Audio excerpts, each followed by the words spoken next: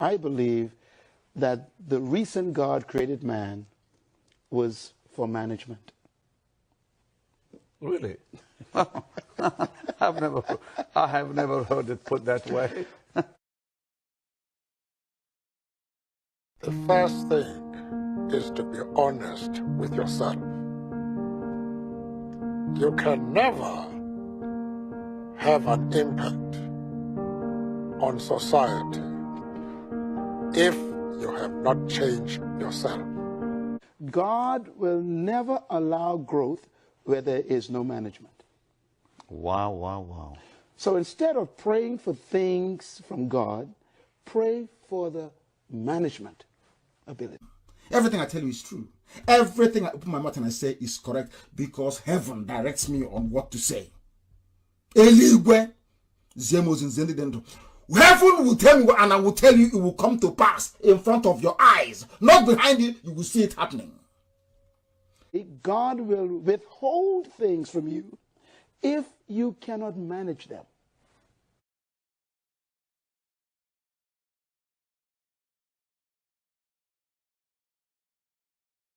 When you look at the facts that something around 1 million people perished as a result of the actions of the British and Russian and Nigerian federal governments. Vis-a-vis what we see in Nigeria, which is truly not, it should not be surprising. Look, what's happening in Nigeria is barbarous. It's horrible. I mean, it's complete madness, yet it's not a priority. The United States unilaterally could do almost anything it needs to do. It would be a long-term effort, but it could be done. And the United States has the capability. All the elements of power, we have those. So why not? It's not a priority. That's the problem. We are committed elsewhere in the world. Black West Africa is not a priority.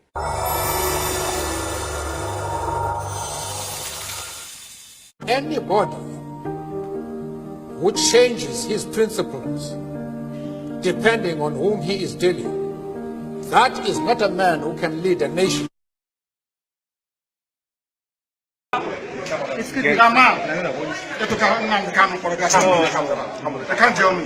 way. When the time comes, it's okay. What stupid country is this? So when you see you try somebody's secret, when you like, you try a secret. When you like, it's in public. What stupid country is that? What stupid country is that, I ask you? When you like, you try in secret. When you like, you try in private. They are killing my people. They are killing my people. They are killing my people. They are killing my people. After killing my people, you tell me to tell in secret. The person is mad. Completely mad. Tell Buhari, that's what I said. That he is mad. He cannot tell me.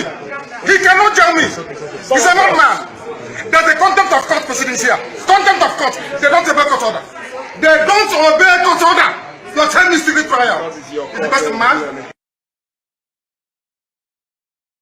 I, Nnamdi Kanu, will sacrifice anything sacrificable to make sure that Biafra comes. We hereby declare no election, no 2023 general election in Biafra land. This no election in Biafra land has been activated. We are going to make it a task that must be done by every Biafran. All measures will be put in place to make sure the adequate civil disobedience is implemented to stop the election in Biafra land.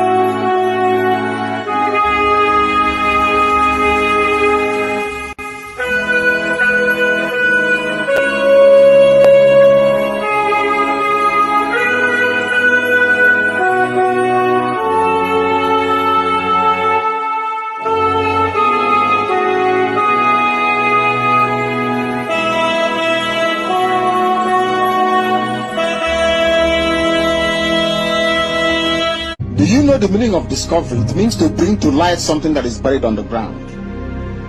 If you can accept that, then you know that Biafra is coming. There is nothing man can do about it. It's too late. Way, way too late. The countdown has begun.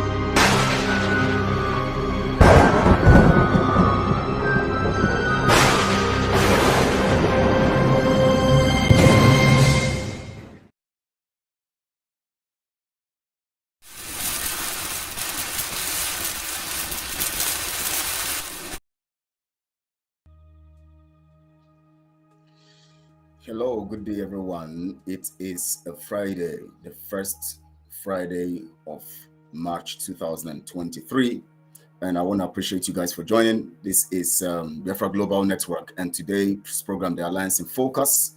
Thank you so much for joining. Wherever you're joining, I want to apologize for the lateness of today's broadcast. We were actually supposed to come up 1 hour ago, but please forgive us on that. I see my brother Obichuku saying that he's been on standby. Thank you so much, my brother. Good to have you here. Yes, the date was actually supposed to be 3rd, but it was put 4th, so we're sorry about that. Thank you so much, all. I want to appreciate you. Today is the 3rd day of March 2023, and today is Friday. And as usual, of course, on our program here, we always want to acknowledge God for giving us the opportunity and for giving us the grace. Today, we're going to be talking critically. Today, we're going to talk very, very critically on some issues and some deception and some issues going on in our society, the concept of what has been happening in the contraption called Nigeria, and the things we must do right now. But I already have two of my guests in the house already, and without wasting time, I'm going to bring them up right on screen. And here we have, of course, Pastor Emeka Livingstone. You're welcome, sir. We appreciate you for coming, and you've been here also, and we appreciate you for always, in spite of the fact that you needed to do some other things, but you have decided to make our time to be here. Thank you so much. We appreciate you. Prince Ezem Ihenacho is here also. The fact that he traveled, he's far, but he still made our time in spite of his trip to also be here. We appreciate you. I'll give each of us some time to say hello to Biafrans. Pastor, please, let's begin with you to say hello to Biafra. Hello, Biafrans. God bless you. My brother Prince, I hope you are having a good time. It's good to see you, whatever happens. So Biafrans is glad. It's a pleasure, linking up with you people again. You are our people. We are together. We share the same thoughts, same emotion, same challenges, same vision, same goal, and we worship the same God. God bless you, Biafrans. Thank you so much, Pastor. We appreciate you for that. We can see Prince's network is fluctuating, but anyhow it is. We hope that it will work very well today from his location. Please just say hello to Biafrans also.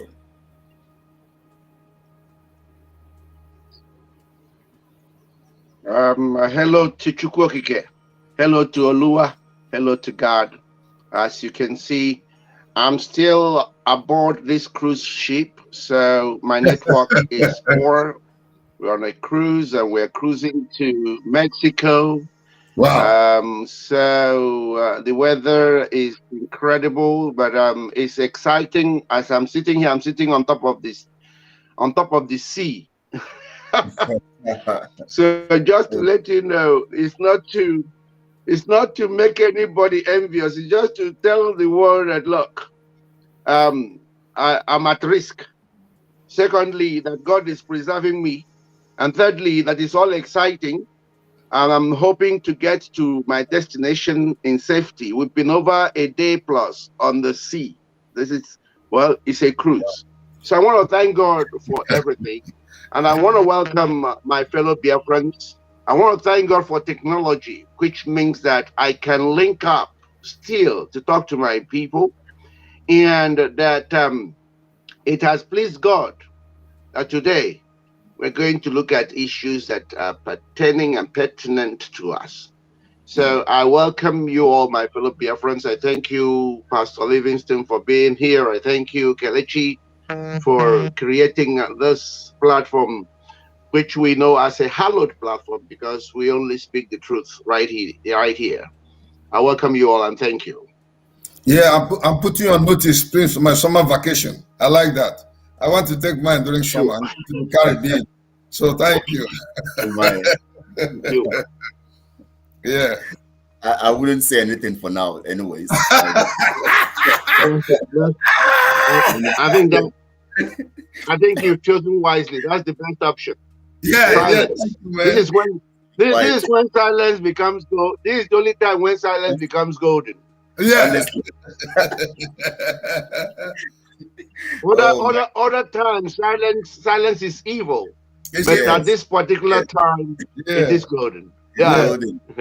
Thank you so much. We appreciate you. Dear friends, we welcome you. Please share this broadcast on all your social media platforms so that we can have more people viewing live, We were cut off from some platforms, so we may not be able to stream live on some platforms, but hopefully after the program, some people will get it on the platforms. Thank you so much for joining. Today, we're going to be looking critically on the issue of Nigeria and the election that just was observed, the presidential and House Assembly election. And of course, we all know the facts and the details of that particular election and the evil that have been going on. And first, before we go on, go in details to the things we're going to be talking about today, please, Pastor, let me begin with you. I want you to give a summary look by defining Nigeria based on what has happened. Yes. If you look at what has happened, you agree with us entirely that Nigeria is a scam, and it's like the only people who are deceived in Nigeria are the masses who follow these politicians. But the politicians are very much aware that Nigeria is a scam. And they are part of that Ponzi scheme that has helped people to ransom. Because these same people who people are fighting for, when they go up there and sit down to discuss, they agree and say, okay, you have won, let's let it go. Or go to court at the end of the day, blah, blah, blah. At the end of the day, you go, they settle you. And it waits for another 4 years. So the way the voting went on, both the LP, PDP, APC, they all rigged. It shows that they are not reliable. There's no particular one there that is absolved. And you see Nigerians moving around, fighting and shouting and screaming, regardless of what has been told them continually. So we see that the people who are deceived there are the followers of these politicians. But Nigeria itself is scam. It's a Ponzi scheme. Thank you. Now, Macon X here says Kogi is now fighting for their freedom. It's called Idu Nation. That is fine. That is good. That would be a very lovely one. Great. Yeah, said it's Idu Nation. Let's hope it's real. We're going to find out more from after the broadcast. Check it out more. And Prince, what do you have to say? How do you define Nigeria in the context of this abstract? Do I call it? Yeah, abstract. Abstract acts that have taken place this while or this period.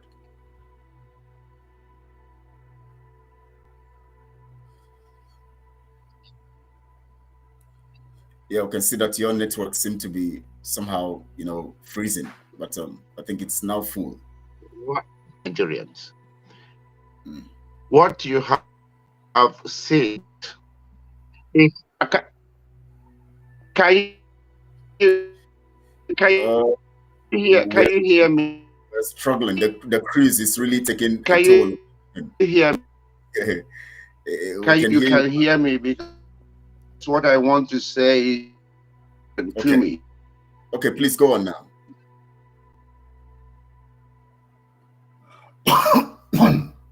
we can't hear it. It has. I know. I'm waiting for green here. Okay. Yes, it's not green yet. It's not green yet. It's still red. Is it still better? Red. No, it's still red. It's not green yet. Yeah. It's the position where. Yeah. I can see it's tricky place, but it might get better.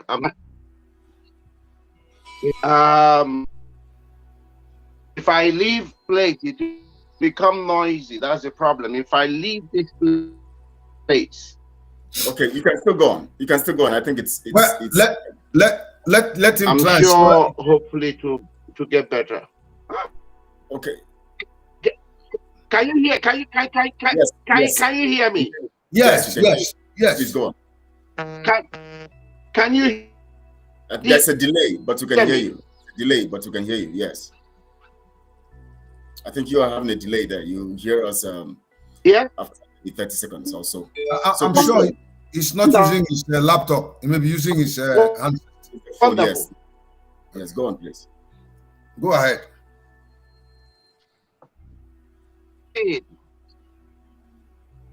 Okay. All right, that's good. What you have hearing you, I'm hearing you. I know. The delay is about 30 seconds or almost 1 minute. I think what you have safe to talk. Okay. You think what? Oh, I think let me go on. Let's see. Yeah, Kelechi, if he gets a place where he has good frequency, okay, then he can stay steadily there without shaking. Yes. So please try. Go on. Let's see how it goes.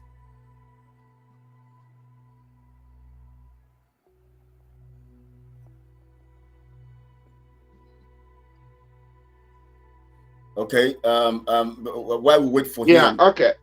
Okay, please. Okay, go on now. I think you have the green now. But you can.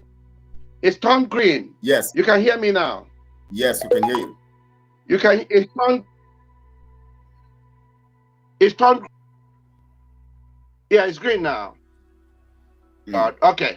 So, what we have seen is mission of everything hold you. This entire wordness. Stay where you are. Don't shake. Nigerians. Don't shake. Stay there and be talking. Okay. Stay here. Okay, sure. So what we have seen is not just all that we have told you about Nigerians, but all we have told you about the structure of this world. That all the entities, all the institutions, all the bodies of this world are shaped up with one common aim: to destroy Africa in general, particularly Nigeria. What you have seen is collective fraud of the entire world. We were led to believe that fraud is a crime.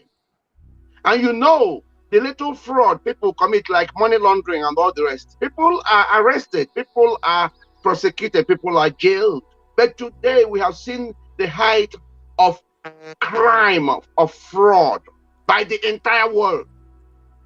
Let me tell you, if humanity does not wake up from this, then we are finished. We might forget about whatever we subscribe to as human beings. And this must be the end of Nigeria, because you have not only seen evil, fraud of the highest magnitude on this earth, you've also witnessed somebody like Tinubu, because all Tinubu has done here is to outclass the rest in terms of the magnitude of being fraudulent. Okay, what Tinubu has exhibited is first-class thievery. Look, he hasn't done anything that is too extraordinary for Nigeria.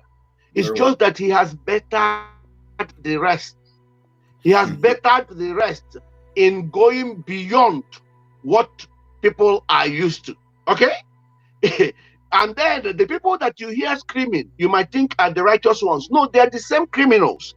It's just that they are shocked that Tinubu can take it to this level.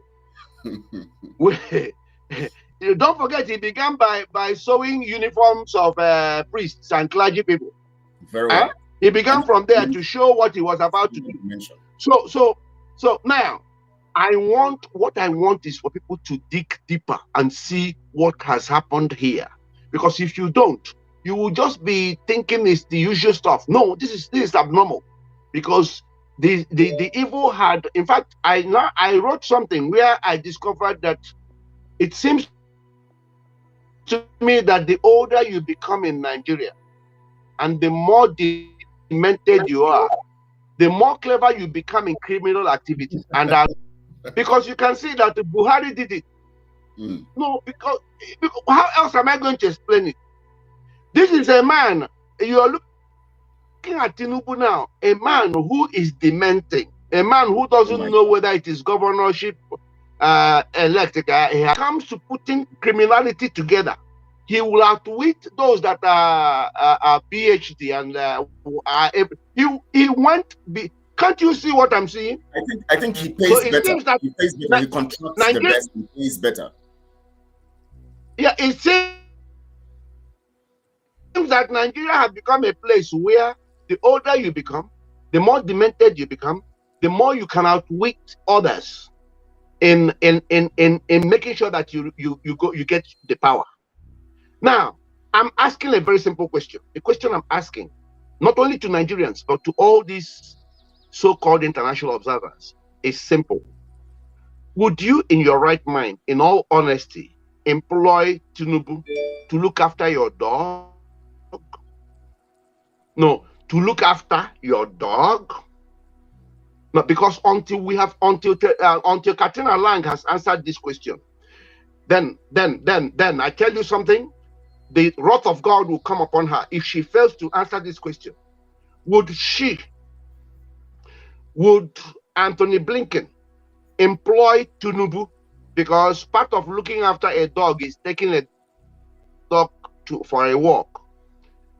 Would they employ Tinubu to look after their dog? Now, if the answer is no, then I can tell them and I can promise them that the wrath of God is upon them unless they come out now and begin to repent. The wrath of God, because what they have done is to sanction an election that they know must be fraudulent. To sanction an election where they are handing billions of people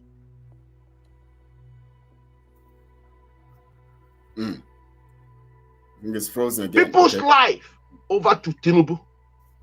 And God is frowning. For this level of evil, Nigeria alone, Nigeria, and Nigeria to a law of point. The signal has gone bad again. The signal has gone bad again. So let's see how it goes.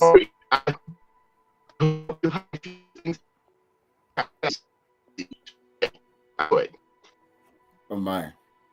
I think the signal has gone bad. So let's see how it goes. Maybe you try once in a while. You just go out and come in again and or refresh or something. I think it will help. I think it's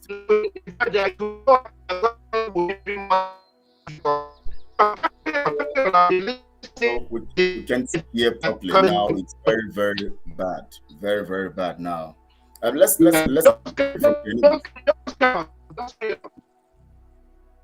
I think we've been able to get the points clear here, and of course, Pastor Livingstone talked about pointed those facts also the same way you have pointed, which means Nigeria is described as a horrible zone where.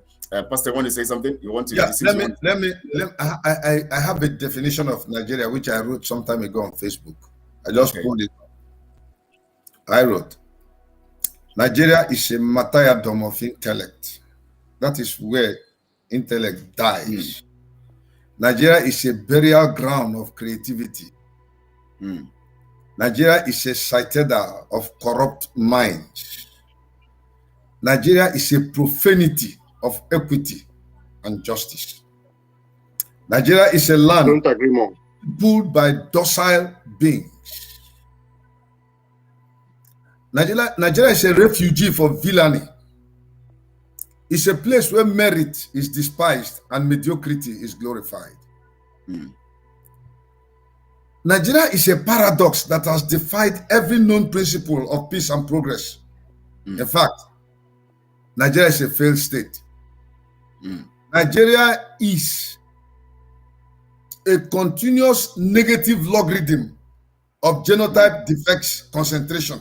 It's a misnomer. That's what Nigeria is. That's the definition. Because if you look at what has happened, listen, we are not interested.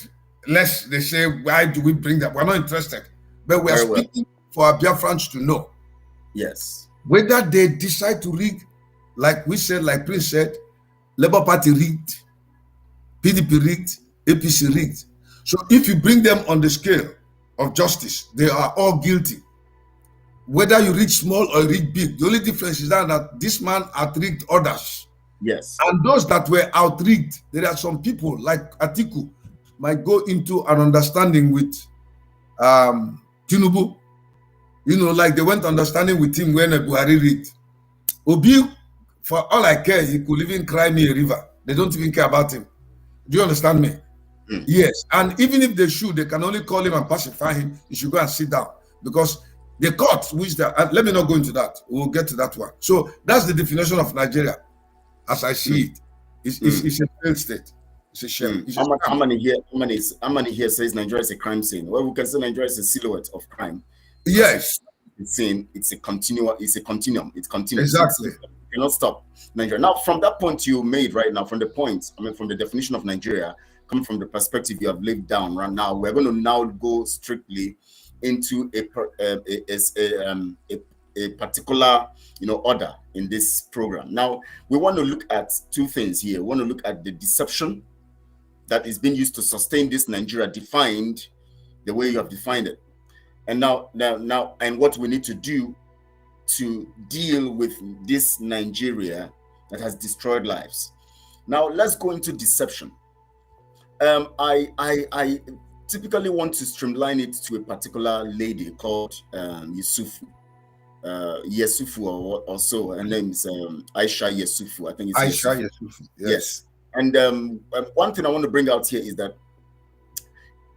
it seems in the context of deception and manipulation and keep sustaining the criminality of Nigeria, they employ some people whom they use as social undercover agents. I call them social undercover agents, because what they do is that they interact with you socially and get used to the people using the concept of social interaction so that they will be able to sell the narrative of Nigeria continually in that context, because the only way you can penetrate the people is when you are able to get them socially. So even if you are going to sustain your political power or your whatever power or your influence over the people, you need social approach. That's why we talk about the SQ, the social quotient. When we talk about EQ, IQ, SQ, social quotient. So now, one of those people is called Aisha. Now I'm going to display something here that she posted. Now you see, in the fact that she had been able to mislead so many people. I remember when she came up and was telling the so-called Nigerians to contribute money so that they can sponsor Obi. They said they were going to contribute 1 billion, also 1 billion naira, also I don't know whether 5 billion. I can't remember now. She was able to help mobilize, which we said Obi never spent any money. Now she was able to mobilize the people socially in that regard. Remember, she started this very active. This activism that this stuff she does that she calls activism began with the concept of that and bring back our girls, and effectively then when they used it as a means of political gain. And now look at what she posted here. Now, after she has been able to do the whole evil and get the people misled, she now comes up with this. They say some are destroying their PVCs. Really, a third stroke into your house. A third broke into your house, or maybe a thief, maybe that's what she wants to say, and stole your things, and you destroy your house. Is that wise? The best revenge is make GRV and co governors. That means she's now employing them to come in to still sustain that election program. That means it is time to go for governorship. Now, what do you have to say about this? You see, Kelechi, as you were talking, my mind was going through a lot, and I'm asking, why did Nigerians choose to be docile or unreasonable? Because if you see any Nigerian that wants to show some form of intelligence, it is always intended to dupe both the government and the people. They dupe the people's minds and dupe the government's pockets. Like Aisha Yesufu. Very well. She started with the Chibok girls issue and duped the minds of the people. By duping it, she began to prepare the ground to dupe the government financially. When she came into Obi's own, she was talking about support for Obi. She duped the minds of the people. And then began to prepare grounds for financial duping, for contribution of money. And since she has gathered a lot of support, I don't know whether the government is giving her money here or not, but I know that she's a social undercover agent by her presentation. You know, because honestly, when you look at it, there are certain things you have to ask. What is wrong with Nigerian people? They don't have a sense of history. If they do, they will know that the issue about election, if they didn't know anything, what happened now is enough to make them understand that the whole of this thing is a sham. Because Catriona Line came online and said they believe people will have free and fair election. They should go and get their PVCs. This British emissary was already aware that this election was going to be rigged. Do you understand me? Yes, very well. She knew that the election was going to be rigged. Yes. And now they played on the minds of the Nigerians when Obi was brought in. And the people flowed because Nigerians don't think critically. But when you talk now, they'll tell you that you're stupid, they know more than you. But each time after they are thinking and they take their action, they fail. And it is the same pattern that has been used against them over the years. That means they are dumb or they are gullible or they don't have the capacity to think properly. They're just docile. The same way the politician will come during election, give you money, prepare you heaven on earth, bring a candidate that will challenge the system, you run behind him. At the end of the day, they'll throw that candidate away. Remember Action Congress with Atiku against Obasanjo? Everybody thought Atiku will win. And suddenly, remember Jonathan said this thing. The people that came out for him, it didn't work out. So, at the end of the day, this same pattern is followed. That they bring you out, you clamor and shout, guru, guru, guru, guru, guru. They already know the person that they put in. Now, during that time you're shouting is a distraction from you focusing on deciding to say, no, we don't want again. Let us go our separate ways and build a different nation. We have the capacity to, because once that thing happens, a Yoruba man who is in the Yoruba nation knows that this is Yoruba nation. This is their name, this is their culture. If you are given the responsibility and you misbehave, you will suffer for it. But in Nigeria, there is no nation. It's a no man's land and it's everybody's property. Nobody owns it among the Nigerians except the British. So Catriona Line knew that she was lying to the whole world and managed to draw the American ambassador inside this kind of thing. Now, at the end of the day, the election was a sham. Everybody saw it. The whole world have seen it. Yet, there are commendations to, first of all, INEC was commended. And then they now began to congratulate the president-elect. So, that of Aisha Yusufu, I see her from two angles, but all those two angles are negative. Either that this young lady used the Chibok or Dapchi Girls project and the Obi project to launch herself and a program to steal from the people's minds, dupe them, and then already had in her mind another plan. Possibly, maybe she was an undercover agent for Tinubu or the government.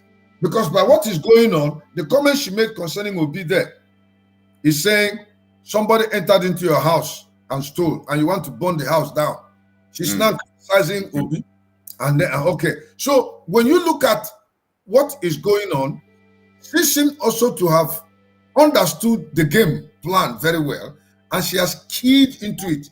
She has entered into the queue as smart Nigerians who know how to dupe Nigerians for their docility and gullibility.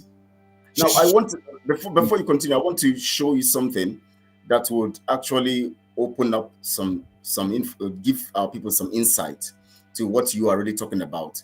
And this particular video, I want them to watch her body language, watch the way she was speaking, watch the way she was lacking words. At the same time, the way she was trying to put up a very, very confident, look, but yet her body language sold her out that she is an undercover social agent. Because when you see them doing what they are doing, they actually are doing it for what they are going to gain. And exactly. And exactly. On the two sides, both from the people and from the government or the politicians. Yes, yes. Politicians. You can imagine that somebody who truly is standing against the government can move around anywhere in that same government and not that same government. So she understands the game now. She's one of the latest entrants who will be milking from Nigerians for decades to come. And Nigerians keep on being fools. Very well. So let me play this now. Let Nigerians who are watching us now and Biafrans, whether you're a Nigerian, whether you're not a Nigerian, whoever you are, as you're watching, please observe her body language, observe her words, observe her, her boldness, her confidence, and all of that. Observe everything about her from this, and take the words and just write them down. Write out the points, and then we're going to analyze these points one after the other to know that she's flawed. She actually has nothing to offer. So let's watch this. Hello, everyone. How are you? How is everything? I'm sure are you upbeat for the fight ahead? We have a legal fight ahead. Fight to get our mandate back, and we're going to do it. I see a lot of people who have been saying one thing about, the courts, they control the courts, and the people are saying, oh, you can't get your mandate there, it's not possible, they're trying to give up. They do not control the courts. They want you to believe they control the courts. So it's an illusion. I'm telling you, it was the same thing with Lagos. Many people believe that Tinubu could not be defeated in Lagos. Many people, in short, anybody you talk to, they'll tell you, when we were doing that, we say, look, for all the states, Lagos was the one I knew we had in the back, more than anything. And people will say, no, it's not possible. The only reason why it was possible for them to keep a hold of that Lagos was simply because that people believed he had the power. It was an illusion. And so, because people believed that he had the power, he controlled Lagos, they didn't bother to come out and vote. Like, okay, what's the essence of coming out and vote? Just like what we've had all this, so they say political, what's the essence of coming out to vote? You understand? They do not own the judiciary. It's an illusion, and that illusion, on this case, by the grace of God, is going to be scattered. You will see it on this case. In this case, we've never, as a people, focused on the judiciary. All this one, we are focused on the executive and the legislative arm of government. Now, the Nigerian people, now is the time for us to focus on the judiciary. All those judges, every one of them will put a torchlight on them. Every one of them. All the cases. This is not the case that, it's only the whole Nigeria. Because it is our mandate that was stolen. I delivered my polling unit.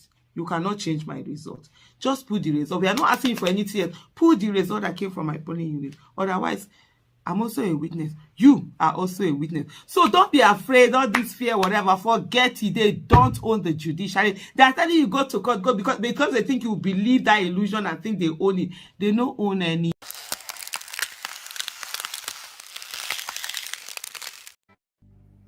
Now here is a woman who is an epitome of evil. In fact, this has shown the level of evil. I don't know. Pastor, please say something. If I start talking about this matter. Listen, Kelechi. You see this woman. It is not. There's no need blaming her too much. The problem is the thinking, the mentality of Nigerians. First of all, let me, because I blame her a little. The court she's telling them that they don't control is the same court that appointed Hope Uzodinma governor. Very well. And the government accepted. It's the same court that released Nnamdi Kanu and the government refused. Do you understand me? This court is being controlled by the government in power and the politicians. When she's talking, did you hear Adam Soshemole's voice inside her voice? The same thing. Example she gave is the one that Adam Oshomole also did give when he said that who would have thought that Tinubu will lose in Lagos and some other politicians, governors who wanted to be senators in APC who were members of Tinubu's campaign team, they lost their mandate. All these things are designed. She is the latest entrant of this deception that these politicians are carrying. The unfortunate thing is, as you are talking, there are some Nigerians who are condemning you and still believe in the courts. And at the end of the day, they will fool them and they will continue in this their suffering. And even if you come out and explain to them, then they will try to defend what they have believed in their stupidity. So, as Halima, as Yusuf begins to grow old now, she'll become wiser. You know, she's wiser now than she was last 3 months. She's becoming wiser in wickedness because she has drank their water. She has been engrafted into the mainstream. Do you understand me? So when she says she don't have to, the court don't have power, see the way she was putting her mouth and talking. There is no agitation in her, no aggression. It is amiable facial expression and verbal expression that she's using to Nigerians because she now understands that using the instrument of the court or the agency or the avenue of the court, this thing will die down and the court will come up with their verdict. Even if it is, which mandate? They never had any mandate. That's one point you should know. There was never a time they had any mandate. The voting were just mere fulfilling scripture, all righteousness that everybody wanted to vote. But the result had been decided on who will rule Nigeria. So your mandate is inconsequential. That was why going out to vote there was no reason to. And now that you have gone and voted, you are talking of your mandate. Your mandate has been taken away from because you don't have any mandate, you don't have any right. So this woman is now standing as an advocate of the winning side, the politician that has won. And she understands fully well that no matter what you do, take it to court is your only means. And if you take it to court, the court will decide based on what the government wants it to decide. And even if the court decides otherwise, the government can ignore the court and nothing can be done about it. And at the end of the day, Aisha Yusufu will be in the mainstream as those who believed in calming the people down so that they don't protest. Let's go to the court, and at the court they defeated them. She will receive her own cake. So she has just entered the mainstream that will deceive Nigerians for the years to come. Not Biafrans, though. We are not interested. Thank you. Thank you for that submission. We have Season AY, in the room now, anyways. But before we bring him on, please, Prince, I want you to speak on this matter because I don't know if I should play that video again because the more I listen to it, the more. No, don't. I know the video already. Okay, please, you can say. Just give us what your feelings about that part. I mean, yeah.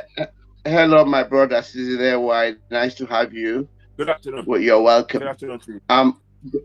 Thank you, bro. You know that you couldn't be a Nigerian if you don't live in hope. Don't forget that opposite of Nigeria is intellectualism, as we all know. And Indeed. you can't. Indeed. Okay, a Nigerian does not believe in changing anything by themselves.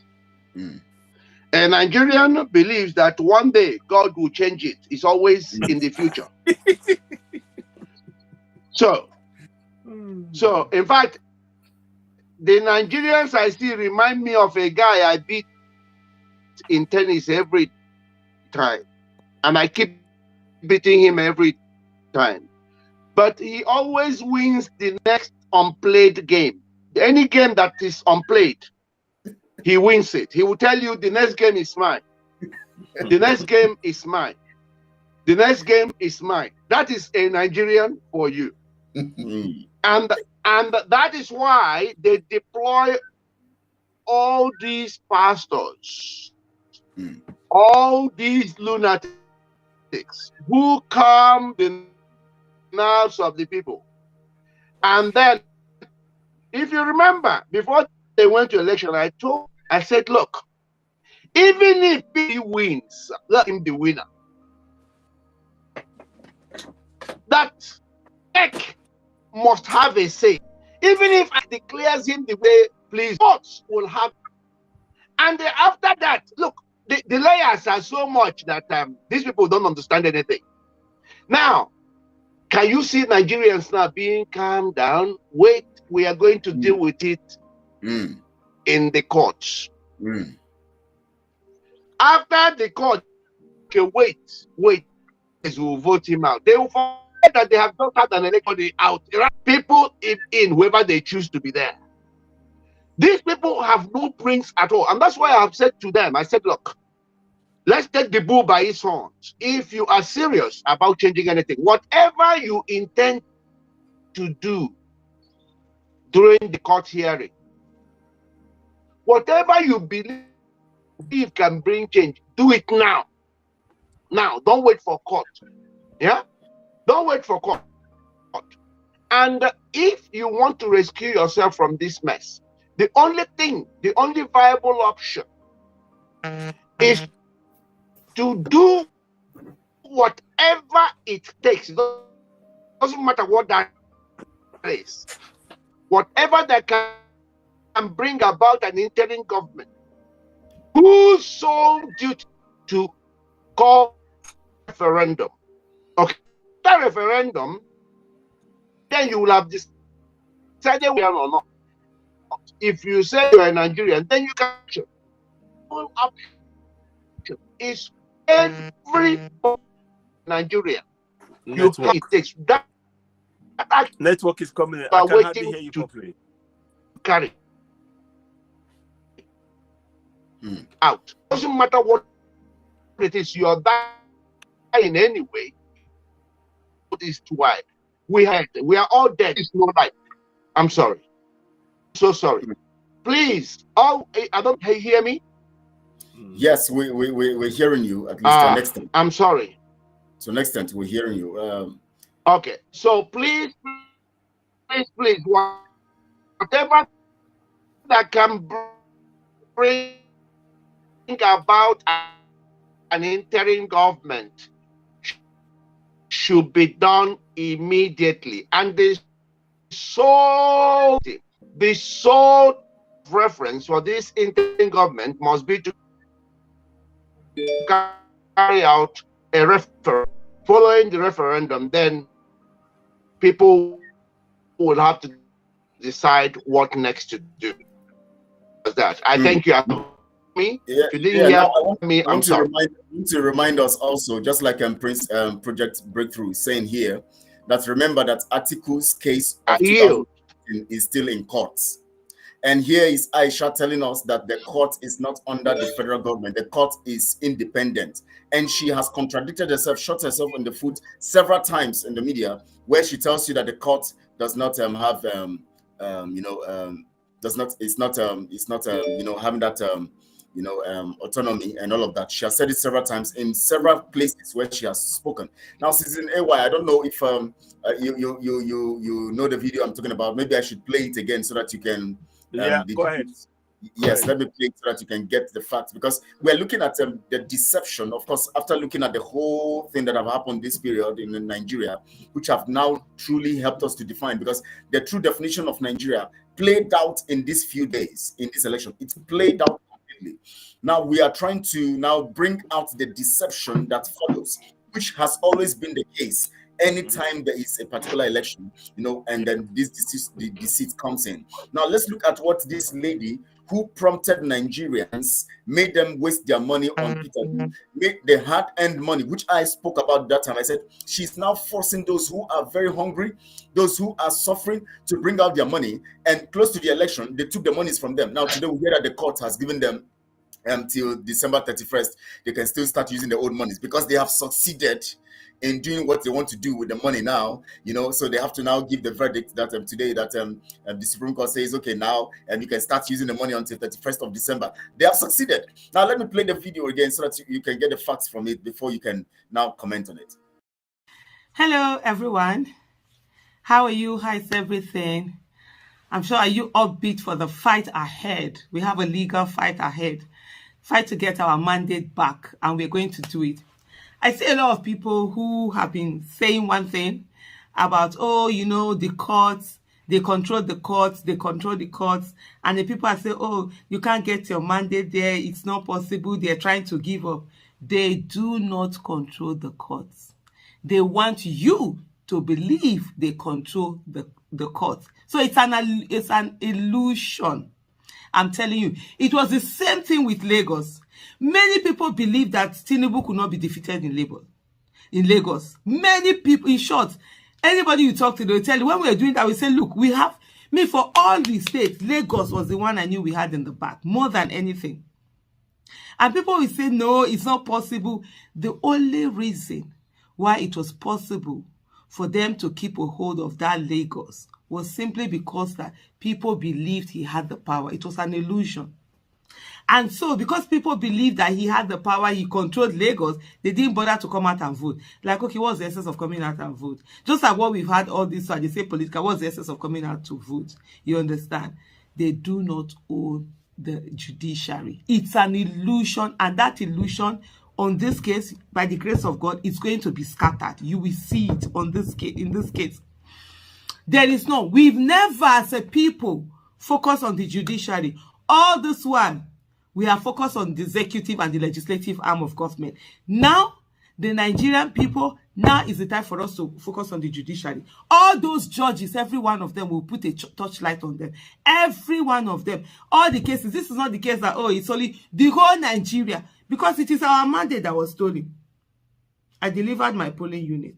You cannot change my result. Just put the result. We are not asking for anything else. Put the result that came from my polling unit. Otherwise, I'm also a witness. You are also a witness. So don't be afraid, all this fear, whatever. Forget it. They don't own the judiciary. They're telling you go to court, go because they think you believe that illusion and think they own it. They don't own any.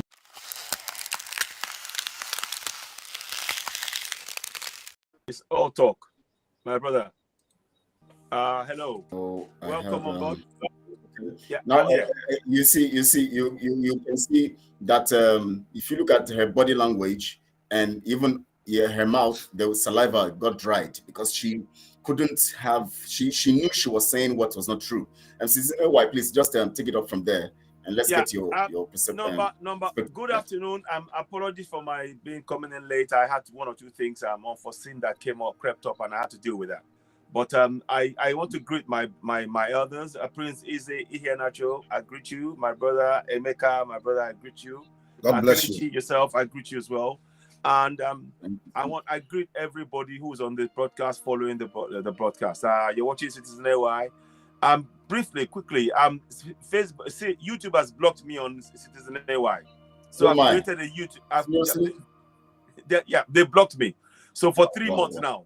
And it's because of what we've been doing, promoting and talking about, exposing the lies of the fraudulent Nigerian government. So what I'd like you all to do, please, I have a platform. It's called Citizen AY Backup Channel. So people can just go on, they type it in and subscribe. Citizen AY Backup Channel. That's it. Yes. Citizen AY Backup Channel. I'm going to pin it here so that the people can follow. Yeah, because the words together, Citizen AY Backup Channel, all separate? No, there's spaces in between. There's spaces, but you see it. Yeah. Okay. So one of the things is, as soon as I started talking about the elections, Facebook found a way. They said that I had I committed an infringement back in May 2020, and it's only now that they decided to activate it. And it's the day after I started talking about the Nigerian election. The day I started exposing it and talking about it in depth. It's fine. It's okay. Yeah. We get it. It's fine. But you won't stop us talking. So I've opened Citizen AY Backup Channel. Please do subscribe to it. I really would appreciate your support in doing that to get the message out there. Now, what I want to say about Aisha, before I even talk about Aisha Yusufu, I think we were on this channel, Prince Eze, Ihenacho, and others said, we said, if you are going to vote in any election, it's a waste of your time and money. You said it. I said it. Prince Eze said it. Many of us who are in this struggle, we said it. We said voting in that election is a waste of your money, your time. You are being tricked. And I remember saying it is likely to be either Atiku or Tinubu. More likely, I was saying that it was Atiku, but they came with a surprise, and I said one of those two. Tinubu came in. And now look at what happened. Look at what happened. The people who have voted, their vote were not even counted. This was a fraud. Their vote was not counted. And they are now left trying to now scream and shout. Well, the focus has always been, we've said it, you need to join us in this struggle. You need to join us in the struggle. Voting for anything under that contraption called Nigeria is a farce, is a lie. They will keep tricking you. Now you voted in elections, you cannot make any changes. It is not going to impact the constitution, which is the main problem. The constitution is the main problem. Election is only a way, it's a delusion tactic. It's a way to make you completely confused. That election has no meaning. Whichever side, it has no meaning. It's a constitution.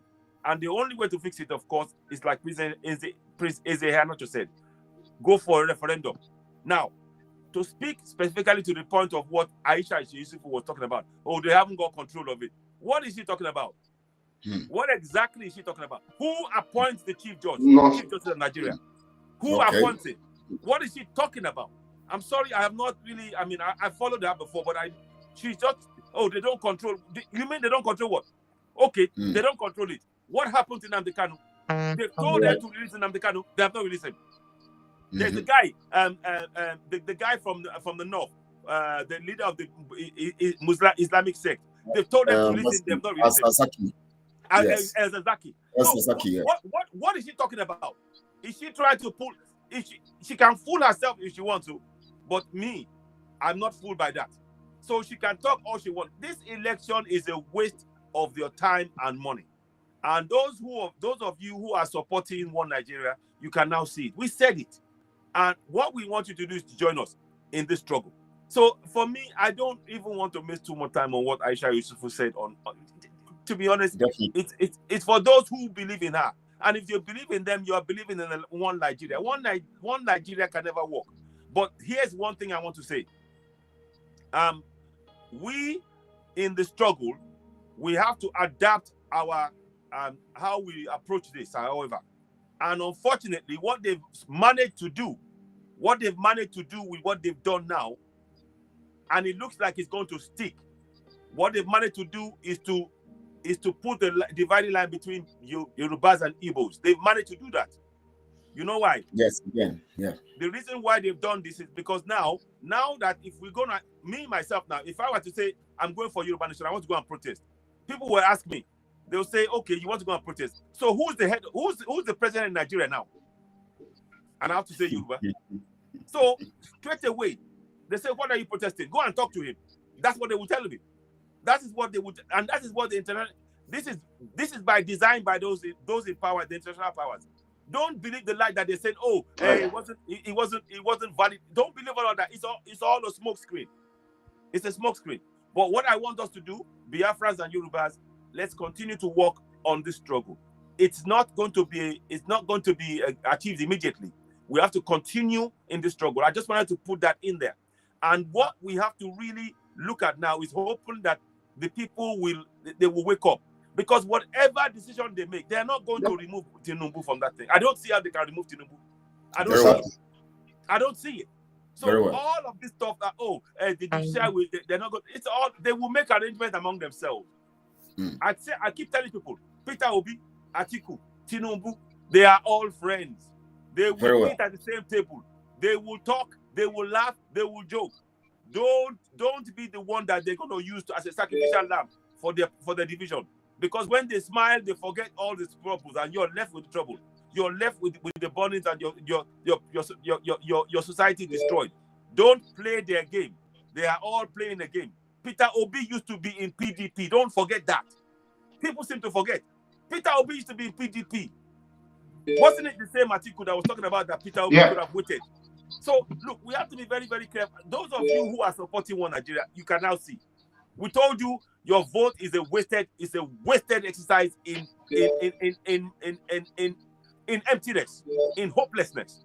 What you need to focus on is to begin to wake up and begin to go in your communities and hold these people to account at the ground level to such an extent that you can go to the goal, the ultimate goal of referendum. That is the only solution now. Referendum is the only solution. Because now, when Tinubu starts running this government, he's going to use the same constitution. So tell me, how has your voting stopped the problem, changed the problem of its constitution? You haven't changed it. You haven't changed it. They've tricked you to believe that, oh, you're exercising your right. Even when you exercise your right to vote, the beavers, they wouldn't count the figures. They wouldn't count it. Now, here is me, and I'm going to say this now, and I hope you guys don't get upset with me as well. I'm being very pragmatic. My goal is Yoruba Nation. Number 1, Yoruba Nation. Number 2, Yoruba Nation. Number 3, Yoruba Nation. That's my goal. Now, how to achieve that? Whatever structure is on ground, I am going to exploit it. I am going to exploit whatever structure they put before me. By awakening our people, we need to start engaging in that structure, beginning to tell the people how they can weaken those structures using the sovereignty that they have. People have 2 things. There's 2 things we have.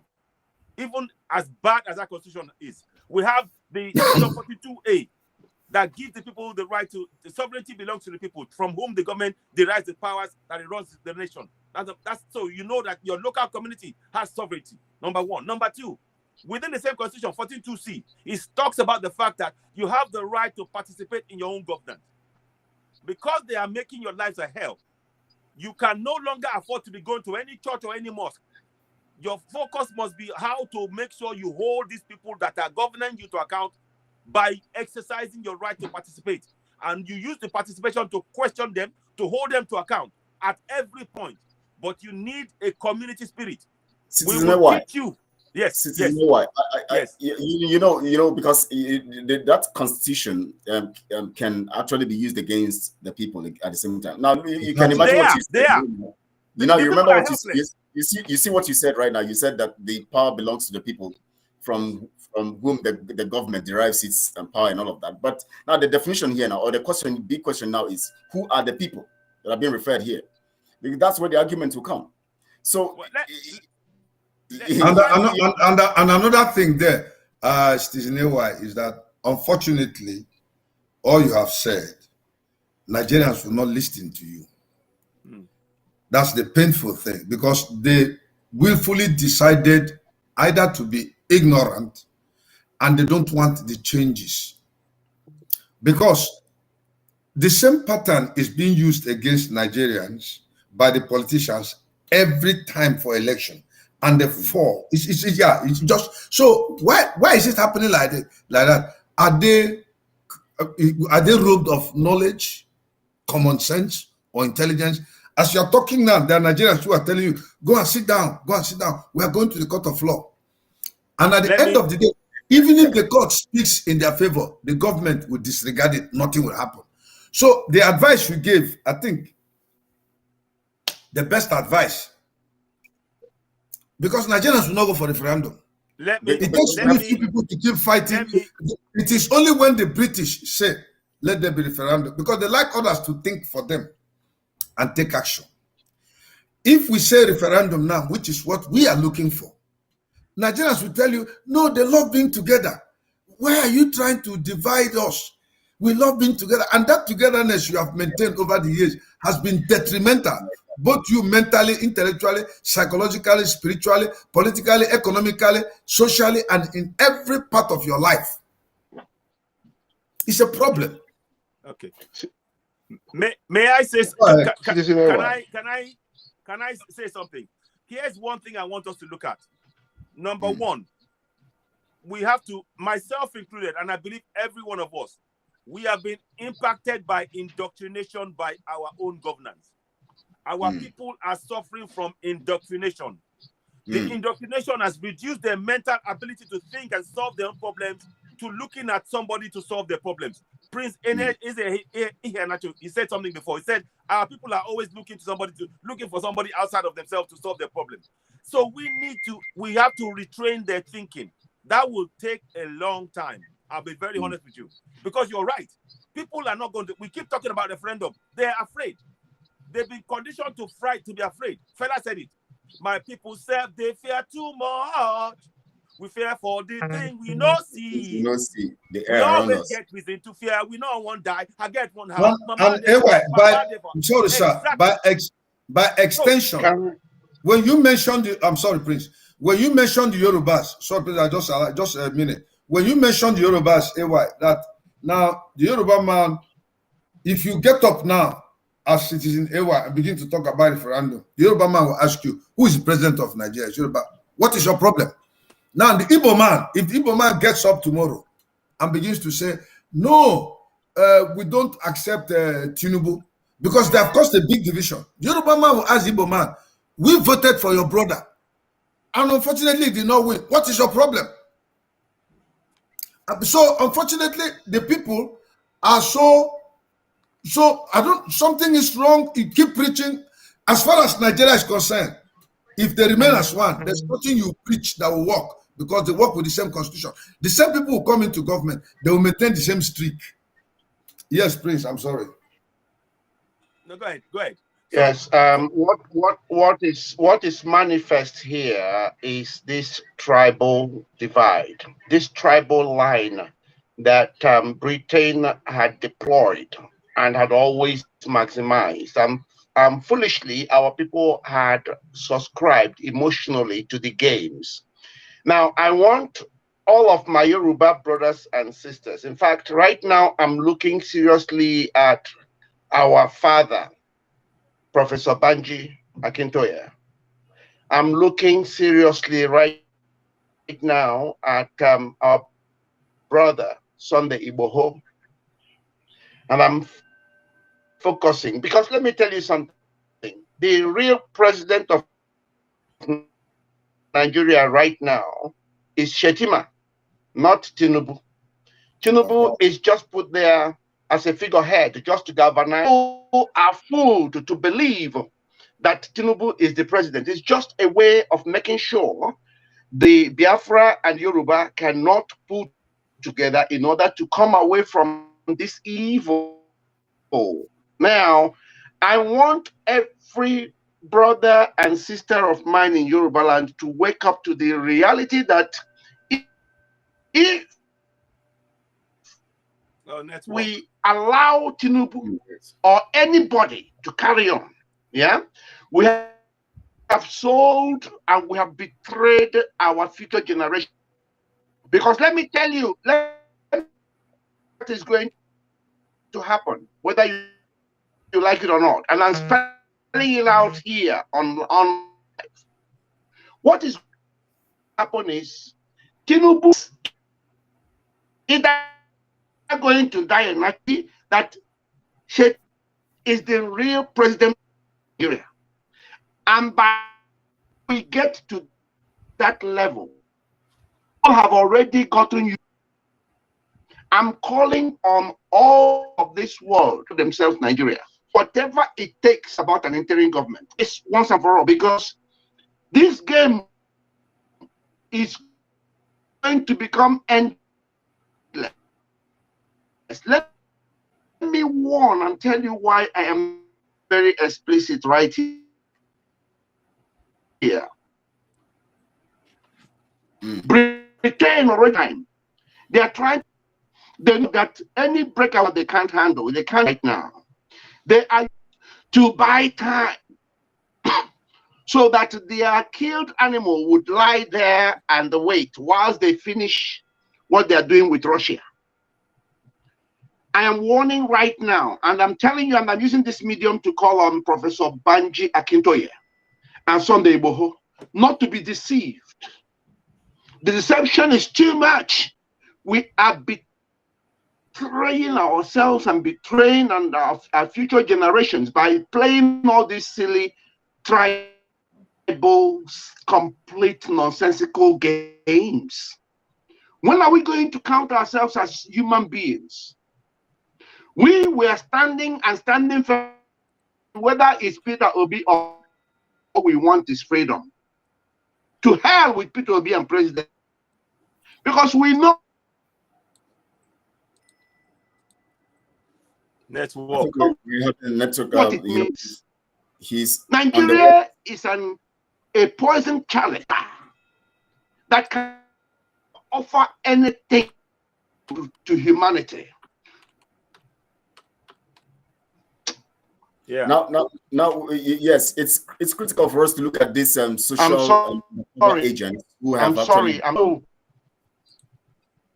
we know that the Nigeria system has actually designed this thing to employ these social undercover agents, people like Aisha and other people who would always flow with the people, make the people feel like they are for them. They call them activists.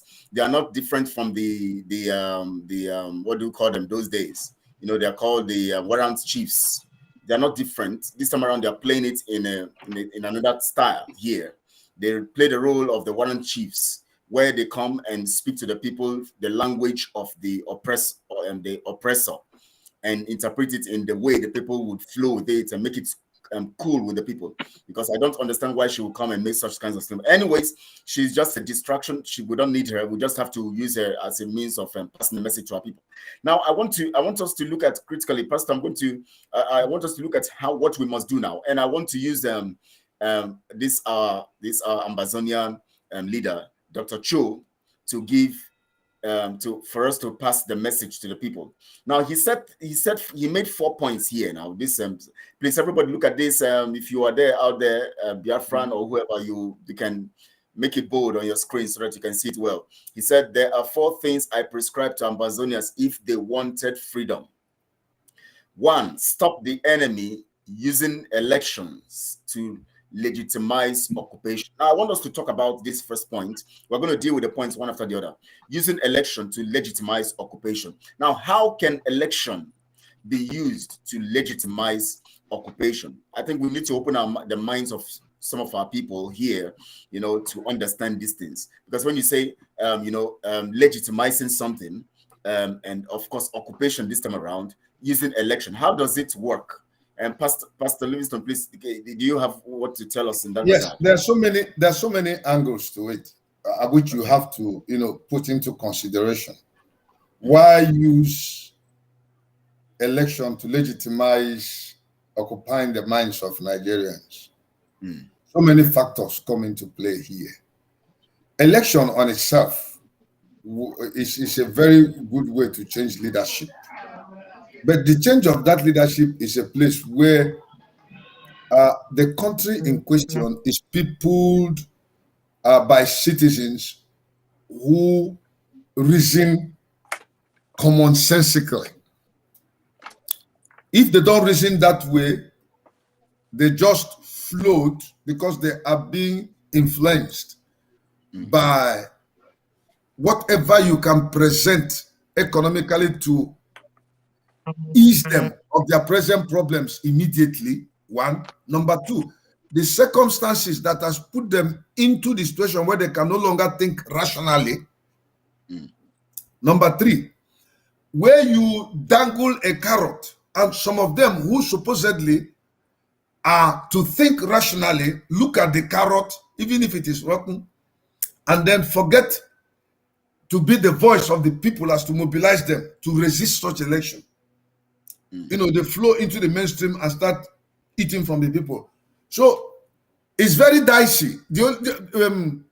As far as Nigeria is concerned, that is one way they will use to hold them to ransom. And if you're asking Nigerians, it's what we are saying now, don't go for the election, they refuse. They don't accept it from you because they themselves have refused to look deep into their situation and take a decision. Have you asked yourself this question? Can you see Nigerians in two extremities? In the religious aspect, Nigerians are very extreme, but they are the worst practitioners of religion. In the intellectual aspect, Nigerians are very extreme, and they are the worst intellectuals, idiots. Because when you come to the revelational, the Nigerian man tells you that he knows God, he prays, he fasts, he does this. But when the time of test and trial comes, they cannot boldly identify the truth and say, this one that is being done is contrary to the Bible which they read or the Quran that they read. Now, if you come to the cognitive, they look at people are cheating, fooling them, and they cannot boldly stand against those people because when the man comes, he dangles 50,000, 100,000. The Nigerian man's immediate situation needs help financially, maybe to eat for that day, and maybe pay house rent or pay children's school fees. So whatever were his agitations will be dropped so as to accommodate that resources. Now he has played into your hands and you use him forever. Or the people who would have stood to agitate and say, no, don't take it. They look at them and give them a higher amount of money with promises of contracts or appointment. They die down what they say, like Aisha Yusuf is doing. So what Joe is saying is in a society where people reason normally, that can look at this thing is wrong and say, okay, we are not going to go and vote. We are going to stop. By that way, we pass across information. No, if you do it, Nigerians will fail. And even if Nigerians decide not to go to vote, you have to put them under pressure. It is not their will. Such that if anything happens, they will tell you they would have loved to vote, but you put them under pressure. Do you understand me? So to stop election, the best way I think for now is the one we are following. Carve out a people from our people and begin to educate or enlighten them. Like you have the Biafrans who are that we have Igbo Biafrans and non-Igbo Biafrans. Now the Igbo Biafrans listen to us and they begin to follow this enlightenment. Now there are Yorubas who listen to Koiko Medias and is Adebanjo, right? Yes. The venerable old man that is helping us. Now, not all Yorubas agree to what he's saying. The very few that have agreed, their minds are changing towards looking at the possibility of not being involved in election. Because I want to ask AY a question. Why is it that you are reasoning like this? There are other people of Yoruba tribe or Igbo tribe that are in overseas. Why don't they reason like this? I mean, when you talk about their psyche being, bastardized or abused, these ones now have lived in America, they're living in Europe. They are still thinking that wrong way. Why must it be that it is few of you that are thinking correctly? So it's a problem. It's just a problem. I agree that the best way is the way we are following now. It's a long way we are going to go. We'll keep talking, we'll keep talking until maybe gradually somehow God will show them mercy. Let me close up with the line of talking and talking. Remember, we are talking. Yeah, no. You see, in the way we approach this issue, if you are going to raise an army to fight, then you're not going to listen to the great majority of those you are fighting for. Those 80%. You raise your 20, fortify them very well, go and fight, get that liberation. And in the process of your fighting, certain of your activities may not be palatable to them because you have to safeguard your soldiers. You have to protect your mandate. Now, when you win, either by war or whatever, then they can become part of the new nation. You give them rules and regulations. You don't go to and misbehave like African leaders normally do. You give them good rules and set example which they will follow. So that's how the people are doing. There is something the Bible says in the book of Jeremiah. It says a horrible thing has happened in the land. The prophets prophesy lies. The priests rule by their means, even the princes. But my people love to have it so. My people love it. This thing has been from the beginning. Even when they were trying to leave Israel, a great majority were opposed to Moses in the wilderness. Very few agreed, and it was those few that led them into the promised land. So this is the best way, the way we are following. We keep talking. So but if we are going to apply force, we should prepare very well and apply that force. And whenever we take over a territory that is we are controlling to fight the enemy, they must subject themselves to the laws that comes from members of the force. You may not have your right or democracy during that period until the war is won. Thank you. So that means majority of citizens. Why I'm going to ask you, because that, from what Pastor have said, that means that we are still talking about the USA, that is undercover, the undercover social agents, USA.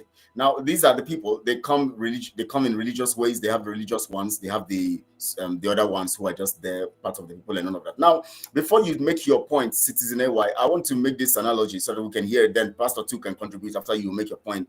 Now, I belong to a social group, a religious group that I was put in, and with music and otherwise, about 4 of them.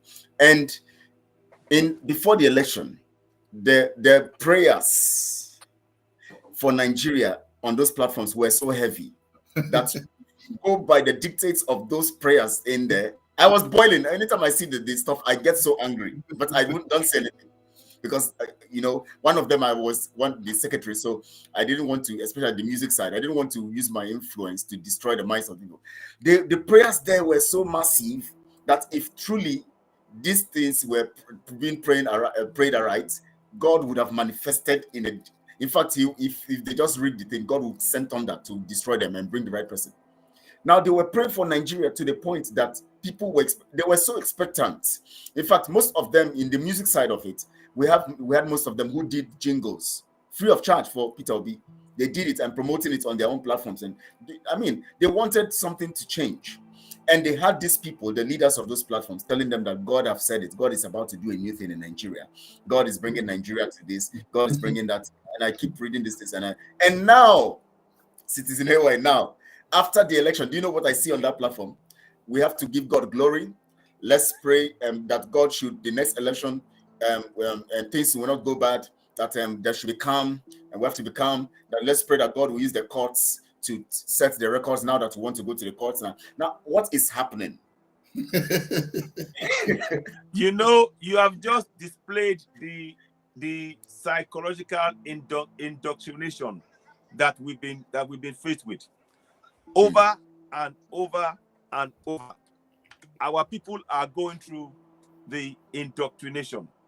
That is to say, they have been conditioned to believe that there is only one solution to the problem.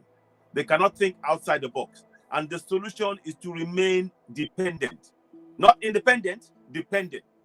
So every time they keep going back to the same, and they're expecting a different result. They want to be free, but they're doing the same thing. It won't work. That is the definition of madness. When you're doing the same thing over and over and over, and you're expecting a different result, that is a clear definition of madness. And that is the conditioning. You see, I don't know if I've said it before. They've been doing this to us. Many of us have gone through this process from the ages of 4, either as a Christian or as a Muslim. Remember, we go to Sunday schools in the 70s. I remember going to Sunday schools in the 70s, and people are going to the mosque to read the KU and all that stuff. And they've been conditioning us to respect the pastors, to respect the imams, to respect all of those people. And by inference, we were putting the same respect to the government. So whatever the government said, the government there was no difference in our minds between the government, the Christians, pastors, and the Muslim pastors. There's no difference in our mind. So that's what has been done. And they've made us to believe that the only solution that can be found are to be heard from the pastors and the imams. And the government will take that action based on what they said. But what they don't realize is that the government is actually controlling the churches and the mosque, using it to control their mind. This is about mind control, collective mind control, with, of course, the influence of the US, UK, all of these foreign influences. The Saudi Arabia, they also have influences. I don't know how many of you are aware that we have something called Sukuk. Sukuk is a kind of it's an Islamic bank. Yes. Many of our land, they've got Sukuk 0.1, 0.2 all over our land. And these are ways to control our mind, control our resources at all costs. But we are so busy believing their lies that we're not waking up to see what's going on. The task that we who are going for this, for self-determination, the task that we face now is we have to wake up our mind, the minds of our people. If we don't wake up the minds of our people, they cannot do anything. The mind. In fact, maybe we should remind the people. Some people might have seen the signs. Sometimes you see them do a road construction. The rest Sukuk. Exactly. Start point, end point. Sukuk. Yes. These are all things that you will see. They will say start point Sukuk, end point Sukuk, and they put it in all our communities. That means that the government has taken loans from Saudi Arabia, and those places, if they fail to pay for it, then that they are owned by Saudi Arabia and those who are running that bank. that and they have Islamic terms. They have terms also of the Fulanization program. I mean, the Islamization concept. You know, added to the reason why they give the loans. See, the other main problem is we don't have a good sense of history. You know, what motivates us basically to go away from Nigeria is what we know about how Nigeria was formed. That's just the main reason. Yeah, that's true. Very true. Now, so if Nigerians can go back into history and know how they were formed, then they'll be angry and begin to change. But they don't want to know. They were brought together by somebody, put there, and they believe they. Now, okay, let me just give you something, Kelechi. You know, let me take your mind back. When Obasanjo and Atiku and Pius Anyim were gunning for top posts in Nigeria, Obasanjo was for president, Atiku vice, Anyim was for Senate president.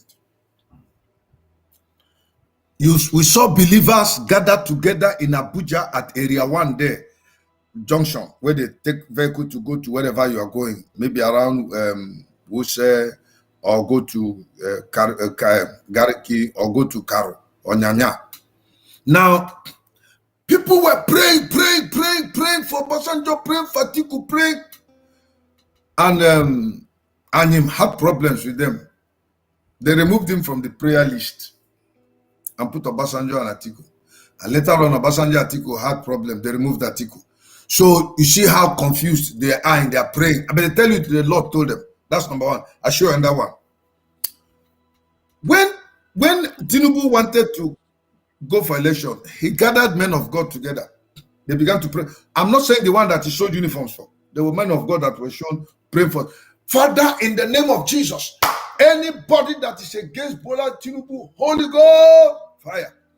As they were praying for Tinubu, another group of born-again Christians were praying for another opposing politician. And the question is, which one will God answer?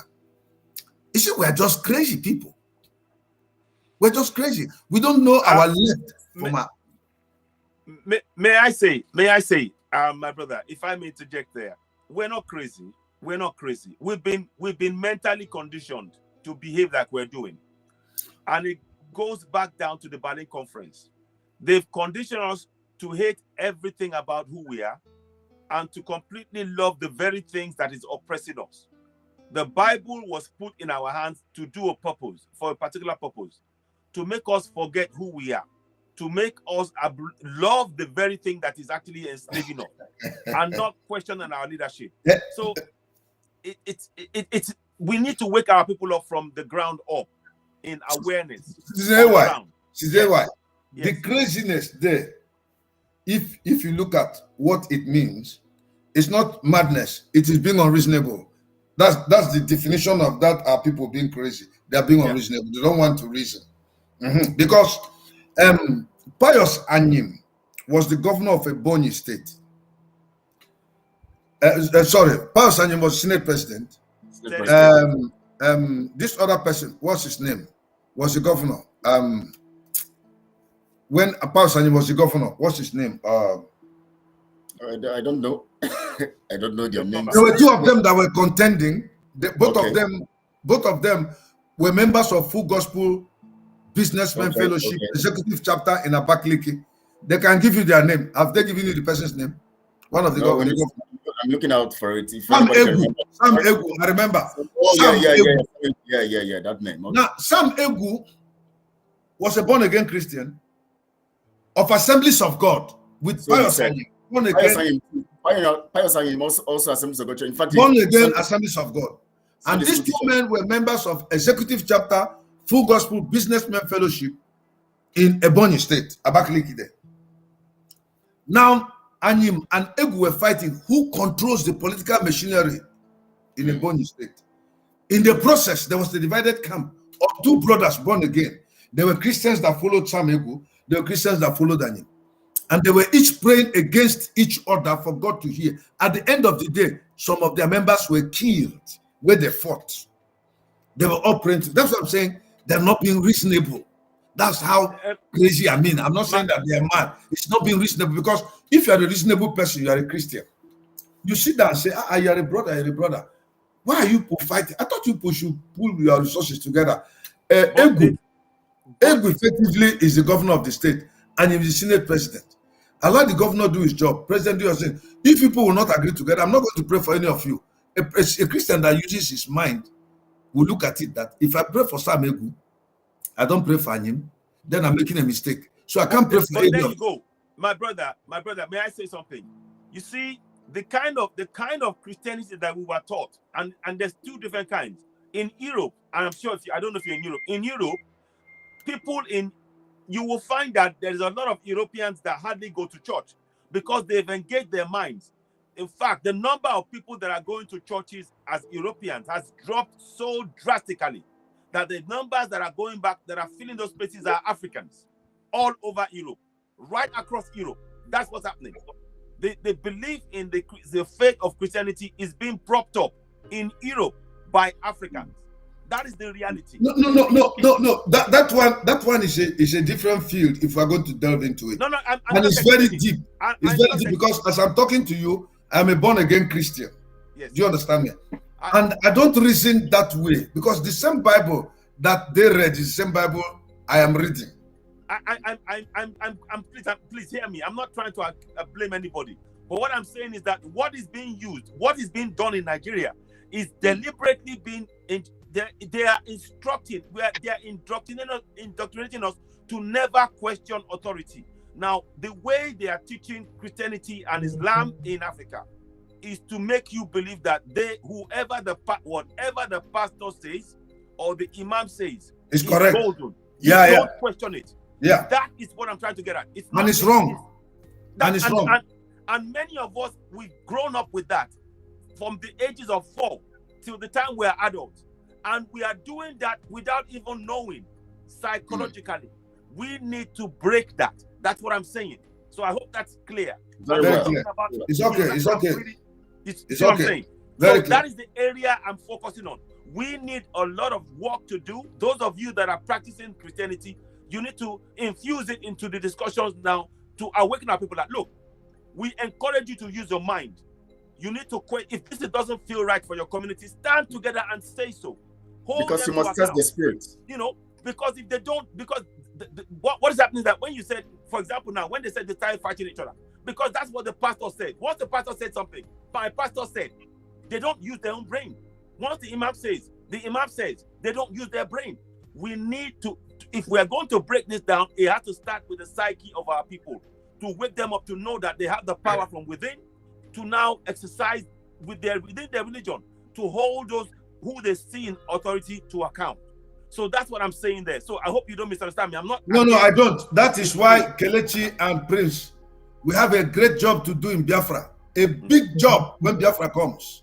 Because the people's mind, we have a national reorientation program, which we have orientation and reorientation. So likewise, it's something we have. Likewise in Yoruba. It's something we have to deal with when Biafra comes. But for Biafra to come, it is not all the people. From the way you look at things, God is looking for specific people to do certain things. Even in a given society, within the economics, it is usually 20% that control the economy. The whole 80% don't do anything. Yeah. So usually it's just few people that will make decisions. I want us to correct something here. There's somebody who posted something here. One of my sisters here, she said, Ma Gloria Matthias, she said Peter Obi's plan was how to deal with agitators. That's why he lost it.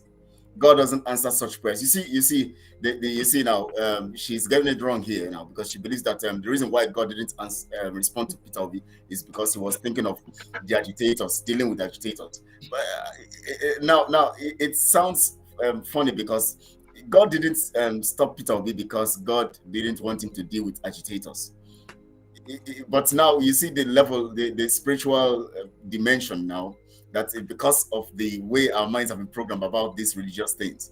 Now, Peter Obi is contesting for election on an illegal ground, on a killing ground, on a crime design. God cannot approve of his people to join in a system that is destructive, that he didn't approve.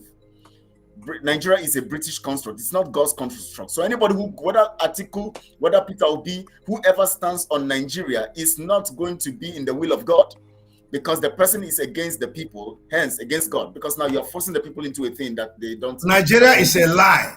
Listen, that's it. So it is only now that it has come to the forefront.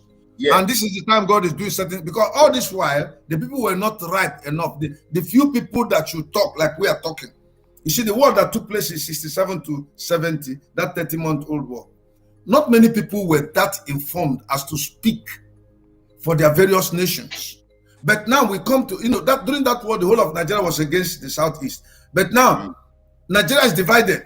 The Yorubas don't buy that nonsense again from the North. Even the Gowon and the T.Y. Danjuma, who fought the war, their people are in trouble. Nigeria is beginning to happen to Nigerians. Nigeria is beginning to happen to Nigerians. So Nigeria is a lie. Now there's awareness. Big lie. And because the awareness have come, Obi, I'm sorry to say, please don't be angry. All the men of God who called Obi and prayed for him, they were all liars. Their prayers never crossed the ceiling, and God didn't listen to them. And we told them. Do you understand me? Because where there is no equity and justice, where there is no respect for human rights, how do you think you'll be praying to God? The same people who are evil, they're coming to enforce that thing through the same constitution. There was this, I told you every time, I want to make reference. Though I don't like this guy's attack on Biafran program, but he gave an analysis I respected, and so I had to pick the analysis. Told him nothing. It's not personal, it's nothing personal. So if you do something nice, I can commend you. He gave this pyramidical example, where at the apex of the pyramid is the British crown. After it is the caliphate. After that is the constitution. After that is the federal government. After that is the state government. Then below are the masses. You can see how it is, the degree of suppression we have from one level to the other. So the Fulanis answer to the British crown, who sees Nigeria as a business empire. Yep. And then they put a ruthless man, the Fulani man, to make sure that this is executed to protect British interests. They don't care how many people are killed downstairs. They don't care about your rights. Then they gave them a constitution which the caliphate can flat at any time. And Britain, directed that constitution. Then after that constitution, have a federal government that depends on that constitution to steal and loot and misrule and misgovern. You can't do anything. Then we now have governors who are now sitting to receive a lot of blessings, both from those downstairs and the federal government, to maintain the pressure on these people. Then we have people, like he said, who have been so pressurized that their brains no longer function very well. So if there are few of us that are beginning to think right, even though we come from the same environment, I think God is going to use those few to bring the enlightenment that this people should get, and then the liberation that we need so desperately. My brother, if I may say, I think we're on the right track there. If I may just go on, I wanted to lead this to the next point of the solution. That, as I see it, we need. You see, there is no point in us trying to use a solution outside the current system. We will have to use the people to begin to empower them from within the system to go for self-determination. Exactly. It's gonna be a long-winded way, but we have to use the laws that the people can use to empower themselves long enough to get to the point where they can demand themselves for referendum. Because when they do that, then they are in control. Because that's where we need to get to.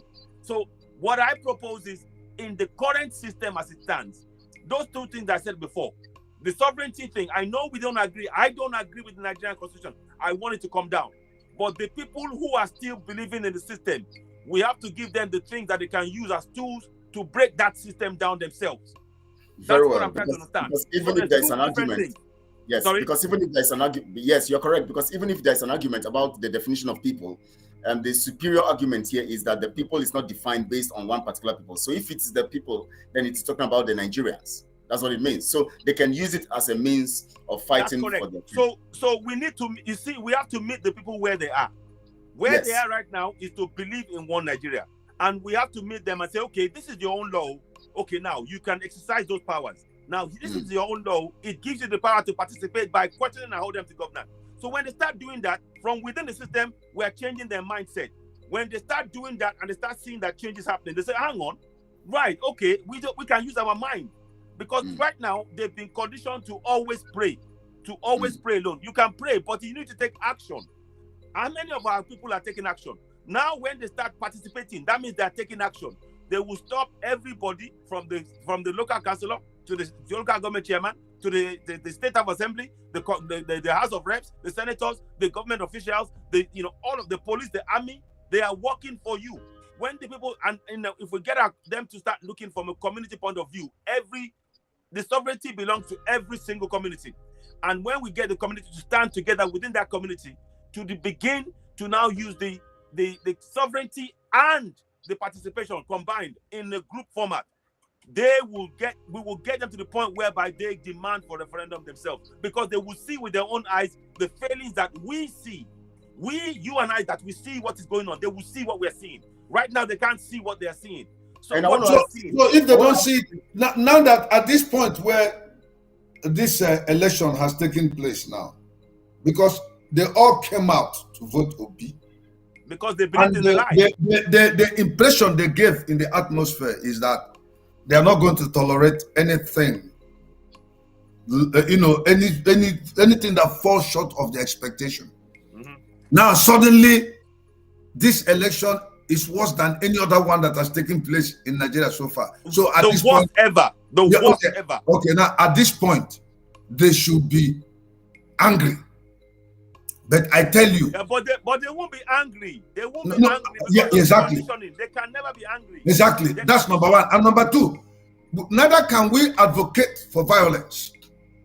But a revolution can take place if the people can look at what has happened and then begin to evaluate their situation based on what is confronting them, so as to know what decisions to take. Are you following me? Yeah. Now, if you look at Nigerians very, very well, I'm not being pessimistic. Over the years, I've looked at Nigerians. If you look at Nigerians very well, you see, until something happens that jolts Nigerians out of their situation, they can't react, because as long as there's some considerable degree of comfort, Nigerians can afford to say, let it go. Next election, by the grace of God, let there be peace. So all this thing boils down, like I said, what motivates us to speak is what we know about Nigeria, the history we know about Nigeria. Yes. So I believe you that we'll keep talking. I agree with that. But it's going to be a long time to talk. We have to. It's a long-term plan. To an extent, I might tell you that the Biafrans, I'm not talking of non-Igbo Biafrans. I'm talking about Igbo Biafrans, because I have non-Igbo Biafrans. Okay. The Igbo Biafrans and the other regions that believe in the Biafran cause, who are Biafrans, are somewhat ready for a separation, based on the fact that we've consistently had sit at home for more than 1 year now. Yeah. So what we need, what we may expect from the other region is a little of this push. Whatever strategy they use, it may not be our own type, but theirs that will also have results. Because as long as, let me tell you, as long as, you see, there was a deft move by the government to select Tinubu, a very deft move. Yes. The strength of the Fulani in Nigeria is Yoruba nation. Yes. Fulani knows that, because they know that they are not with the Igbos, are not with them. The Biafrans are not with them. Now, if the Fulani knows that if the Yoruba man should back out, he will crumble. Both intellectually, even politically, economically, socially, religiously, in every department of the game. So the best bet he could do was to stabilize the entity, the polity, and still be in control, is to give it to Tinubu. But then there's an underhand program against Yorubas too, which we may not know. That Shetima, who is a known Boko Haram sponsor, is his running mate. And their program is, when they give it to Tinubu, they break the wings of Igbos agitating.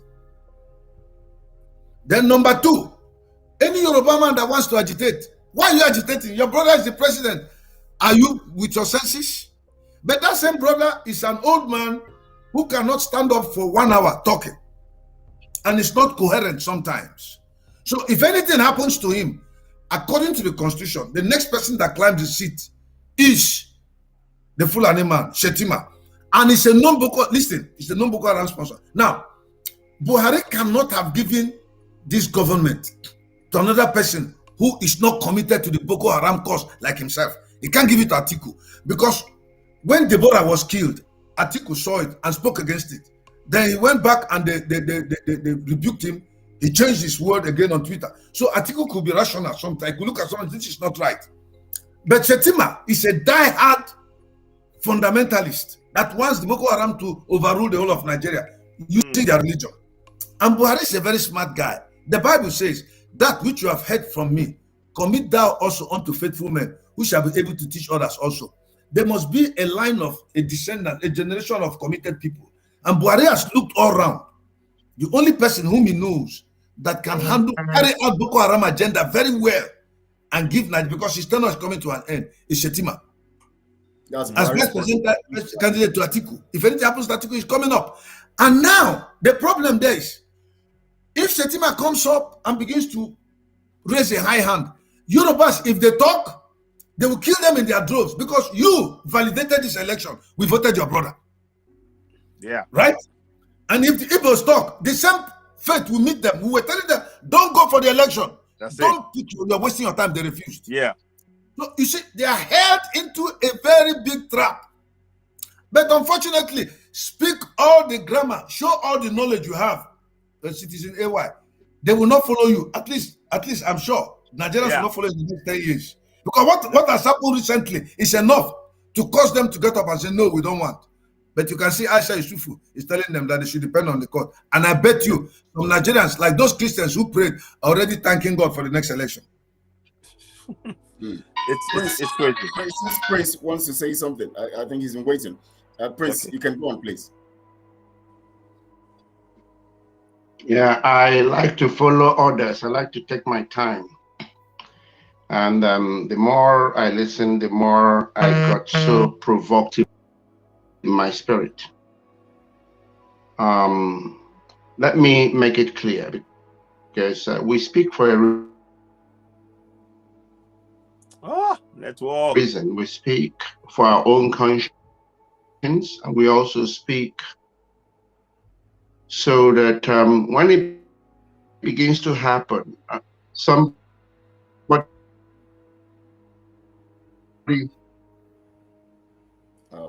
or network, I'm so sorry. That's annoying. Somebody will say, somebody said it. My Yoruba brothers are sitting there why I won't listen attentively. Are you hearing me, Ken? Yes, we can. You hear me? Network. To destroy Biafra. And after destroying Biafra, they will now destroy where they used. The same they will. Game. Same plan. Used. It is called the benefit now. Prince, I wish you can go out and come in again. Let's see if it can be revived. It can be restored. Because we really want to get those facts you're mentioning now. They will mop up and then fully. I don't know if you can hear me. Understand this. So you can go out and come in again. Actually, I know. Yeah. I know that even if I come, I even struggle to come. Okay. Okay, it's coming in is a struggle. That's what he's trying to say. I think we're not getting you at all. We wish we could get to you because you're making some points that I think can deduce from it. even struggle to go out and come in. I even okay, go on now. just in one. Now. So It's gone red again. Yeah. Okay. I think I may. If you go out and come in, try that. I think it will stabilize. Yes, because we are not getting at all. You know, now let's before it comes in now this is a problem. Pastor Emeka made some points here now relating the issue of you know, the Oduduwa nation and the strategy utilized to actually destabilize. Of course, knowing that Tinubu will always deliver the West, and then Shetima is a strong Boko Haram man who is well known in the North. And so they know how to bring this together so that they'll be able to. Now, Citizen AY, I want us to look at this critically because we need to look at this is the alliance program, and we already have an alliance with our Oduduwa brothers. And now they have been able to strategically draw them and drag them into their politics proper. And now these people now are going to be speaking from the two sides of the mouth. We want Oduduwa nation, but our brother is there. So let's wait for another 8 years. Let him finish up. And then we can now begin to talk about, we can continue from there. Now, what do we need to do now to see that we sustain this alliance and make sure that the Oduduwa people would always be in line with their freedom? Because if you observe now, you discover that most of them are quiet now. It's gone so cold. Now we need to work together. We need to strategically do something together. That was the strategy. That's the strategy of those of the colonials who are sending their proxies, the Fulanis, to do the work. We have to be very clear. This is a strategy from the colonials. The Fulanis don't have that know-how to do it. Very well. They've taught them. Okay, you do this. You do this. They knew one of the things that within 3 years, they knew that in 3 years, in the space of 3 years, Yoruba nation has gone from being a relatively unknown phenomenon, to something that everybody in the world knows Yoruba nation. They knew that. And they knew that they could not neutralize it by saying, no, we're not going to hear you. They knew that, in fact, if they said no to it, the more, it will get stronger. So what did they do? The first thing is, okay, you know what? We are going to give it to one of them, but we are going to control them from behind, i.e. Shetima. That is what they've done. And the trick now for us is to recognize that. And I want to say something here again. This is good for as a suggestion. We will have to look at, certainly within the Yoruba people, we need to look at the issue of the Scottish National Party. What they did right now, they are the largest party. They control the whole of the Scotland now. They are still in the nation called UK, but they control the government in their own land. And they are this close to getting independence. They started this from 1934. 1934. It'll be 89 years. It's 89 years to exact from now. They started 89 years ago.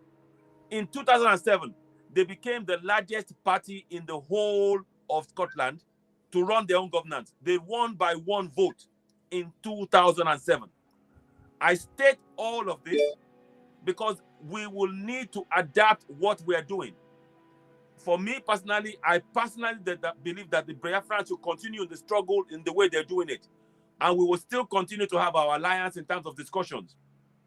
But because of the split that they put in our middle, some of us in the struggle would have to engage in a political sense while still allied to Yoruba nation.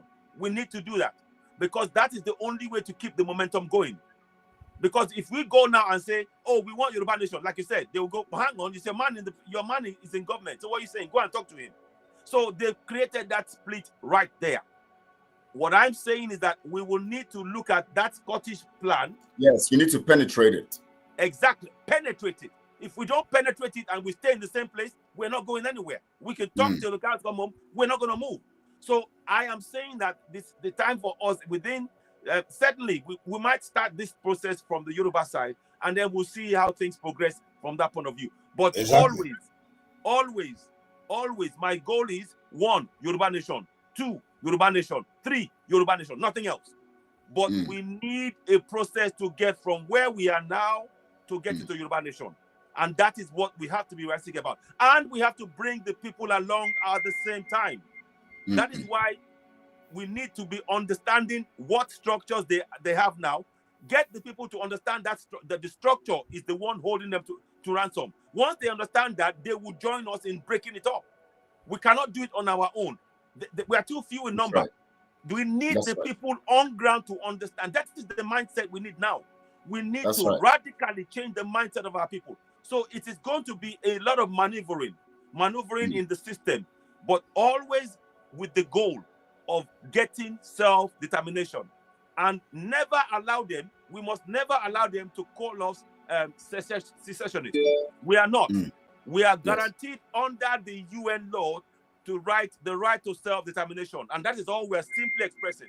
So we must never allow that to happen. So that's what I think, that's the first starting place. I don't know. So I'll stop there for now. I hope that gives you some kind of idea. Yes. Now I want you to take us to this last point now, where we're going to No, Kelechi, sorry. The last point you are talking of. Leave it on the screen here. Listen, these four things you see, there's only one Biafrans lack now. Especially Igbos that are not Biafrans, non-Biafran Igbos. But the other Biafrans who are committed have fulfilled all these 4 points stated. That first one that says stop using elections to legitimize occupation. Those Igbos who are not Biafrans, they have failed there because they were part of the election. But as per internationalizing our struggle, we have done that. It started from Onyendu, and some of us, we are doing our own part too. Economic sabotage. We have done that by sitting at home, creating an appealing alternative. The Biafran nation. That's where I'm coming now. That's economic sabotage. I think we have not done enough. Yeah. Home is not enough. That's what I'm trying us to get out now. You know, to really look at it critically, because there's a way you can destroy the economy of Nigeria, even if it hurts you, and then somehow create an appealing alternative for that models, that's a good model for the people. My brother, but it still depends on one thing. It depends for any of this to take shape. The minds of our people must be awake to the plan as well. If they are still believing, because if you're not careful, if you do it, they'll say you are starving them. The government will use it to talk. So we need really that is the critical area, and I agree with you. That's why we're discussing how do we handle this to make this. You have a point. You have a point. That's why I added the third and the fourth here. But it's very dicey. Yes, I want to be very careful. I want to be very careful how I talk here. Okay. Because so not as to say something that might look as if you're trying to, rock the cat or rock the boat. Because basically what you are saying here, what I'm trying to deduce from your comments so far is a leadership that will carry the people along. You have a program and the people are aware of your program. You sit down, rub minds with people and collectively agree this is our next line of action. Because if you don't do so and you begin to shoot out instructions without, carrying them along, it will look as if, you're just, so I don't want to go too deep into that. No. Possibly we may just have to discuss that internally. It is. I agree. Let's not explore that further. Yes, please forgive me. Correct. Now, everyone, you've been listening to the broadcast. It's been a very wonderful one. It's been. I don't know if you want to call in or you want to ask questions. I think we would just have a little time because we know we have taken much time of our guests, and of course, we are actually looking at how we're going to redeem this situation that we're in. The deception is on the high side, and we need to do something quickly. There are some things we're not going to discuss here because we cannot just be opening our strategies to the enemies at all times. And so we would always. So if you want to call in, you can call in with a number and +212. Let me put it on the screen. 707-898-194. If you want to call in, you want to ask questions to Pastor Emeka or Citizen AY, you want to ask any question, whether relating to what, but there's some things that definitely that are very, very critical that we might not discuss if it has to do with that. But if you want to ask a question, you may call in and ask a question. The number is on the screen already, +212-707-898-194. We just have 5 minutes if we don't have calls, and because we're going to be running off. Now, Gloria Matthias, he said, Mazi Kelechi, I'm not religious drunk, oh, please. They deceived us. I understand you, you know. I understand the statement you were making previously, but you actually you put it in a way that sound like you are religiously drunk. But I understand you now. You said you're not religiously drunk. Yes, I understand. So good. Do you gentlemen know that Nigeria has happened to Nigerians in this thing that happened? Oh, very well. Nigeria happened to Nigerians. Very well. Yeah. In fact, the truth here is this. What I see, the truth here is this. Even with the Yoruba nation, they can capitalize on this very well. They can sit down to plan very well. This is a very good opportunity for them to even get the nation and to fight for this freedom very well. Yes, there's some very good, it's not something we just want to say here now, but there's some very good opportunities in what have happened. In fact, anyhow the Fulanis go, there are opportunities for us to explore in this thing, for the two nations, and for us to work better. And let's be meeting regularly. I want a situation where Yorubas and the Biafrans will meet regularly, keep talking, strategizing. When we come together, issue a joint communique. That's it. That I agree. Our both people will hear. They know that we are now working as a team. And it must be something which the two nations must, organize to reach out to or meet people that think, critical thinkers. You know what I'm saying? We are just three here. I'm talking of expand the thing.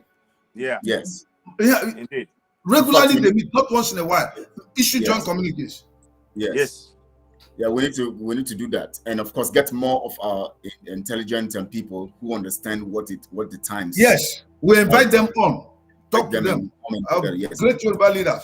Yes. Like as AY is here, Koiki Media is there. You bring our Baba, you bring him and others. Iboho. Yes. Bring people from our side. They sit together, have meeting, maybe either secret meeting or joint meeting like this, where we all argue, share our point. Our people will be listening, so we'll flow on the same frequency. Yes. We resonate. Then when we issue a communique at the end of the day, it is not just for Biafra, it's not just for Oduduwa, it's for both nations that respect each other. That's why we can fast-track the whole thing. Citizen, why we believe we're going to work with you on that too, to see how we can effectively do this. We need yes, to really please. We would like that. We really need to get our people now. This is the time to really come all out to show them that they cannot break our backs. Yeah. They cannot disrupt what we already had that calculation that they're going to go this way. We have been saying it over and over that they're going to go this way. We know they have used Tinubu to stage the contradiction with Yoruba nation, and then using Shetima, knowing that they can still do without the Biafra, because they know the Biafras are always not for them. But when they hold the Yorubas, they will definitely have enough. Those guys that did that thing are in the minority. A lot of Yorubas voted for Peter Obio. I hope you know that. Yes. So with us, with our understanding, we can exploit this thing to our advantage if we bring our people to know. Yeah, but that is the problem. That's what we've been saying to people. We said it at the beginning. Many of us have said, look, to vote in this election, you are just voting to extend the enslavement that we're in. Exactly. This is the evidence of it. So whether they voted for Peter Obi, whether they voted for Tinubu, all of that, the central problem is the Constitution is the foundation, the slave enslavement constitution that we voted into power that must come down. So we need to really work on it. Understand that the only solution they have is to ultimately break apart for as long as that constitution is in place. And I don't see how they will not. They will never ever change that constitution. Never, because once they change it, they will never change it. Yes, never. If they change it, game is over. They know. That's it.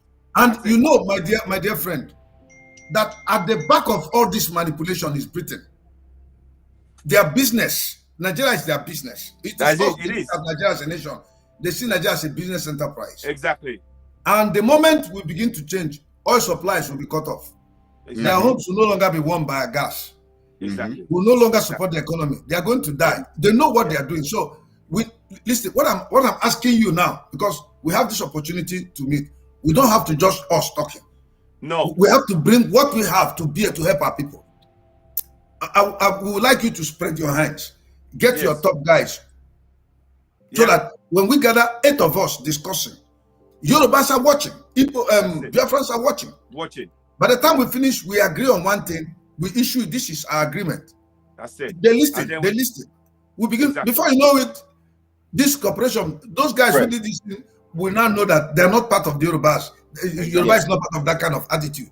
Exactly. Yes. So it's about changing the perception, the mindset from within, like you're saying. Exactly. What we're doing. And then we need to, what I would highlight with that is that we need to make sure that, particularly on Yoruba land, and I know that you Biafrans have been more successful. You've got your grassroots on the up and exactly. Yes, we have. Yeah. So we Yorubas need to have that connection with the grassroots, even as at the same level. We're going to be where people when we talk about it, they already know what we're saying, so they can then spread that message, because we need that on ground now. That's what we need. So that we can team up. If we team up, we can fight a common enemy and throw him out. Especially from the grassroots level. Yeah. Especially from the grassroots level. Once the Fulani man understands you are no longer supporting him, he will just die, because his strength is you. He knows very, very well, because you are the only person that can match the Igbo man wit for wit, intellectually, in every department. He cannot. Yes. So if he knows that, as long as he makes you look at me as an enemy, that's correct. He's holding strong to power, because you will never support me, and therefore he has a backbone. But the moment you pull out, his spine gets broken. He'll collapse like a pack of cards. That's it. It's done. So we need to meet regularly. Expand this reach. Reach out to your people. Call. Next time we're going to meet, let's be about 6. Next time, let's increase to 8. Next time, if we increase to 10, we can go on maybe Twitter, or if Streamline can take up to 10. We bring good minds from Biafra and Yoruba land. We talk, discuss. We are one. We want to fight a common enemy. We'll endeavor to do that. Yeah, very good point. Because definitely, if Yoruba nation, when Yoruba nation comes, Biafra nation comes, we're going to have a good diplomatic relationship, do technology things together. Because these are two great nations, and we respect each other very much. Those guys up there know. And the beauty of doing that is because it will make people recognize that Biafrans are only interested in Biafra. Yorubas are interested in Yoruba. Working together as a group to achieve the same fight thing. And fight a common enemy. The devil now is the man up north. He's the one. Yeah, he's the devil. He's the one that rapes our women.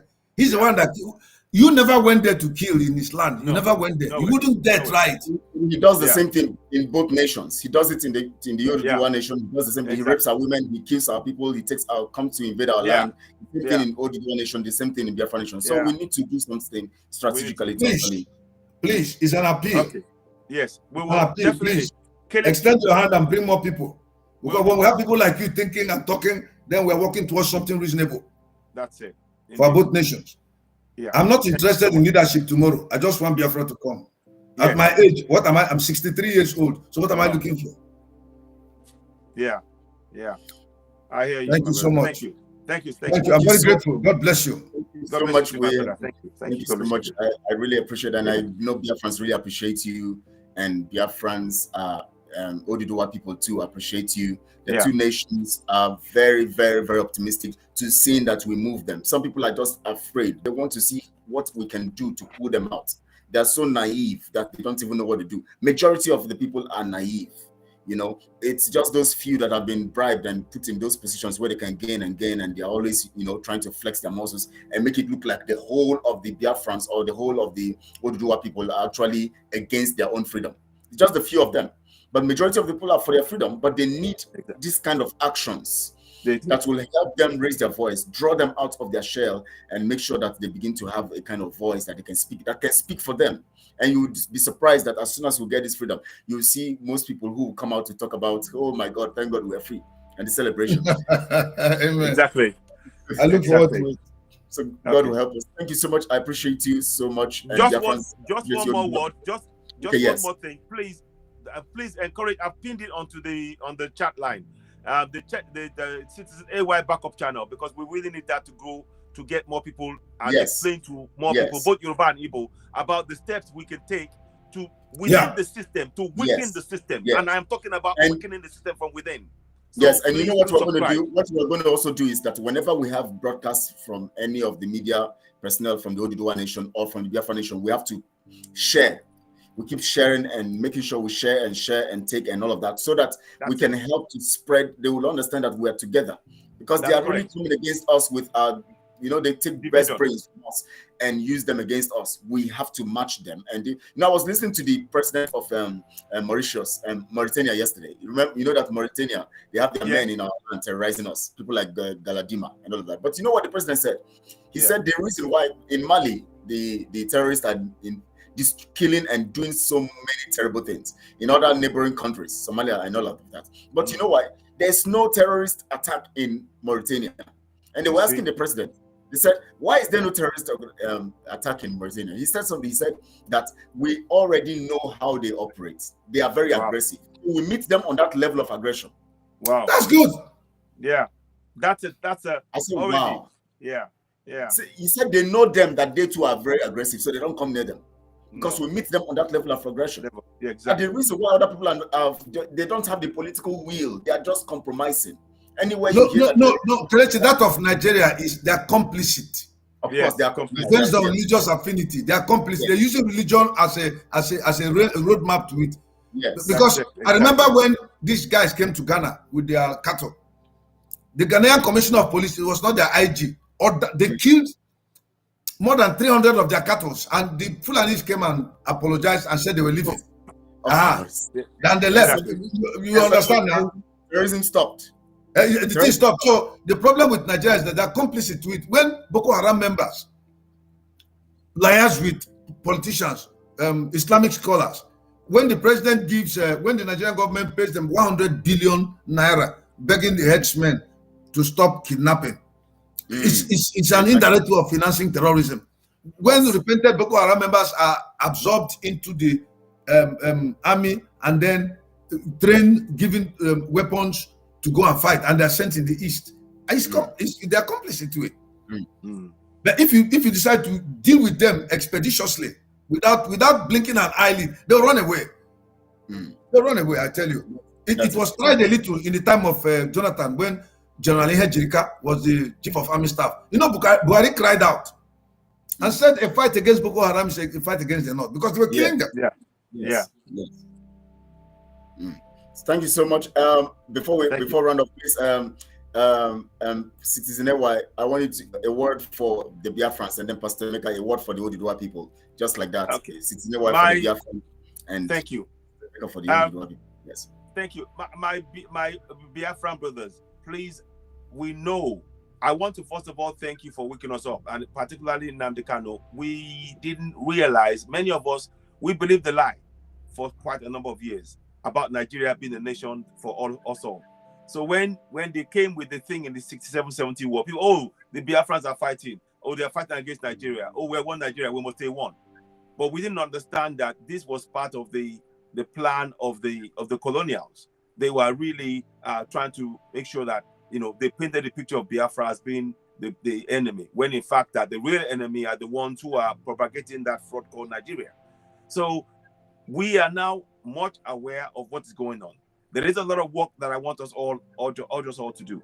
There is a story I had that's happened on both sides recently, that people were chasing people that are voting for Emiloko and Ashiwaju in Biafra land for voting. They should have voted for Obi, and vice versa. People were chasing in Lagos, I understand, people voting for Obi because they were in Yoruba land. We need to stop all that. We have no business doing anything to do with elections. Our focus is for how we are going to achieve Biafra and Oduduwa. So please, we need to work together, and if any way we can assist in making sure that any ideas we have in terms of encouraging Yorubas to have the deep groups that you have, the deep awareness within your community for Yoruba, for Biafra. That's it. Those ideas we'd love to hear. And of course, we would also continue to work together in achieving that goal. We must work together.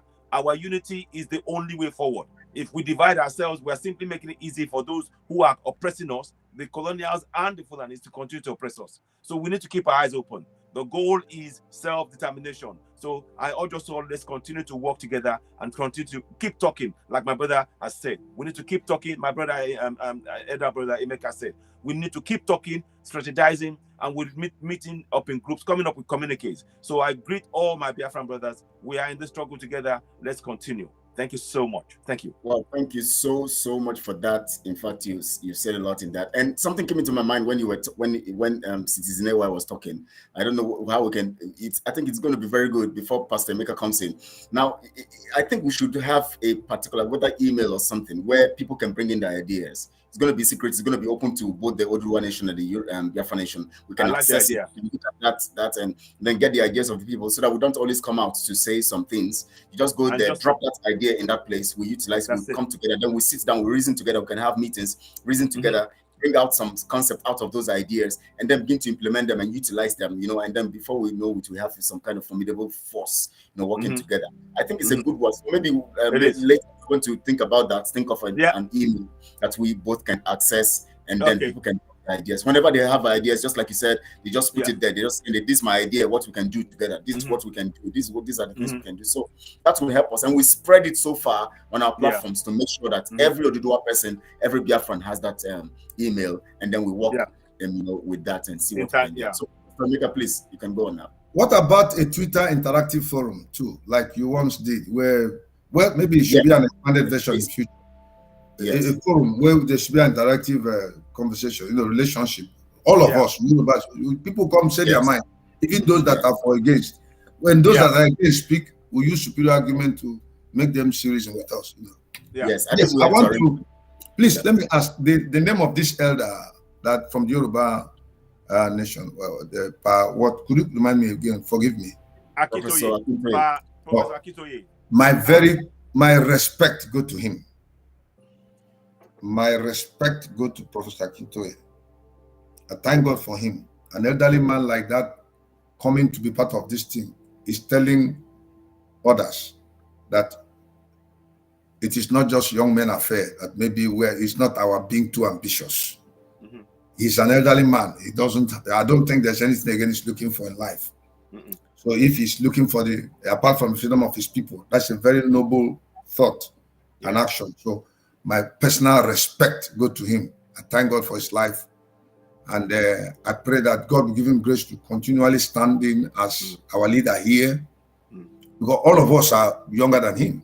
And as an elderly man, when he stands to speak and front, people will listen and know that we are not talking nonsense. That this is an elderly man. That's a professional chair. Then number two, I want to appeal to Iboho. You have done a good job, but don't let it hang on the way and go into your shell. Because you commanded a lot of respect in Yoruba land. That people followed you. You gave them a glimmer of hope. Somehow they wanted to put off that light. So please, I appeal to you that you should try and be coming out. As Tinubu is coming, I'm not sure he'll be as hostile to you as Buhari was. So that we sit down and interact, this discussion. We are not going to fight or kill anybody. It is to talk to convince our people. I don't see anything wrong with it. So I want him to come out a little bit and, make this kind of conversation have a lot of credibility too. As power comes out, he comes out. And then number three, I want to appeal to our Yoruba brothers. Look, we are two great nations. We need each other. With our collaboration, we can give Africa freedom, both economically, politically, so every department. In every way. So please don't allow anybody cause us. What are we fighting for? We want to be free from this guy so that Yoruba will stand as a nation. I can have land in Yoruba land because we have good relationship. We understand ourselves. Just like America and Canada, they operate. So we can work hand in hand. Flush out the bad eggs. They are not helping matters. Thank you so much. God bless you. And my friend, God bless you, sir. And God bless you, sir. Good to see you. Thank you. I'm really grateful. Please, I want everyone to share this program. We have so many that have been said here. Wonderful conversation. Share it on all platforms that you belong, whether WhatsApp, Telegram, Twitter, wherever you are. And also, please go to Citizen AY's platform. You see it's pinned there, the message column. Click on it, subscribe to it, like it, and also click the notification button so that anytime it's live, you're going to be there also. You can listen and all of that. We're working together because we cannot do it alone. We have to work together. That is why God positioned us, juxtaposition us as nations, the Yoruba nation here, the Biafra nation here, so that we can work in synergy. God positions us because he knows we have like minds, and so we have to defeat the enemies. So please do that, and then we are going to get more information on how we're going to run, and we're going to run together continually. So thank you so much, everyone. And also I thank Pastor Emeka Livingstone for making it. Thank you, sir. God bless you, sir. God bless you, sir. Amen. In fact, the discussion here, well, I feel like it should just continue, but we know that we're going to be more next man week. I'm going to work. I'm in America, man. You got to work, man. I got bills to pay, bro. So I'm not going to stay talking with you. You got to let me go. You understand what I'm saying? You feel me? Yeah. See you guys. Thank you. Thanks, sir. Yeah, bro. You have a good day, bro. Next week will be better. We're going to have more. We're going to have a fuller house next week, and of course, it's going to be better. Thank you so much, all. We appreciate you, and God bless you all. Biafrans, stay strong. Oduduwa people, stay strong. We are going to get there. Thank you so much, all. Thank you.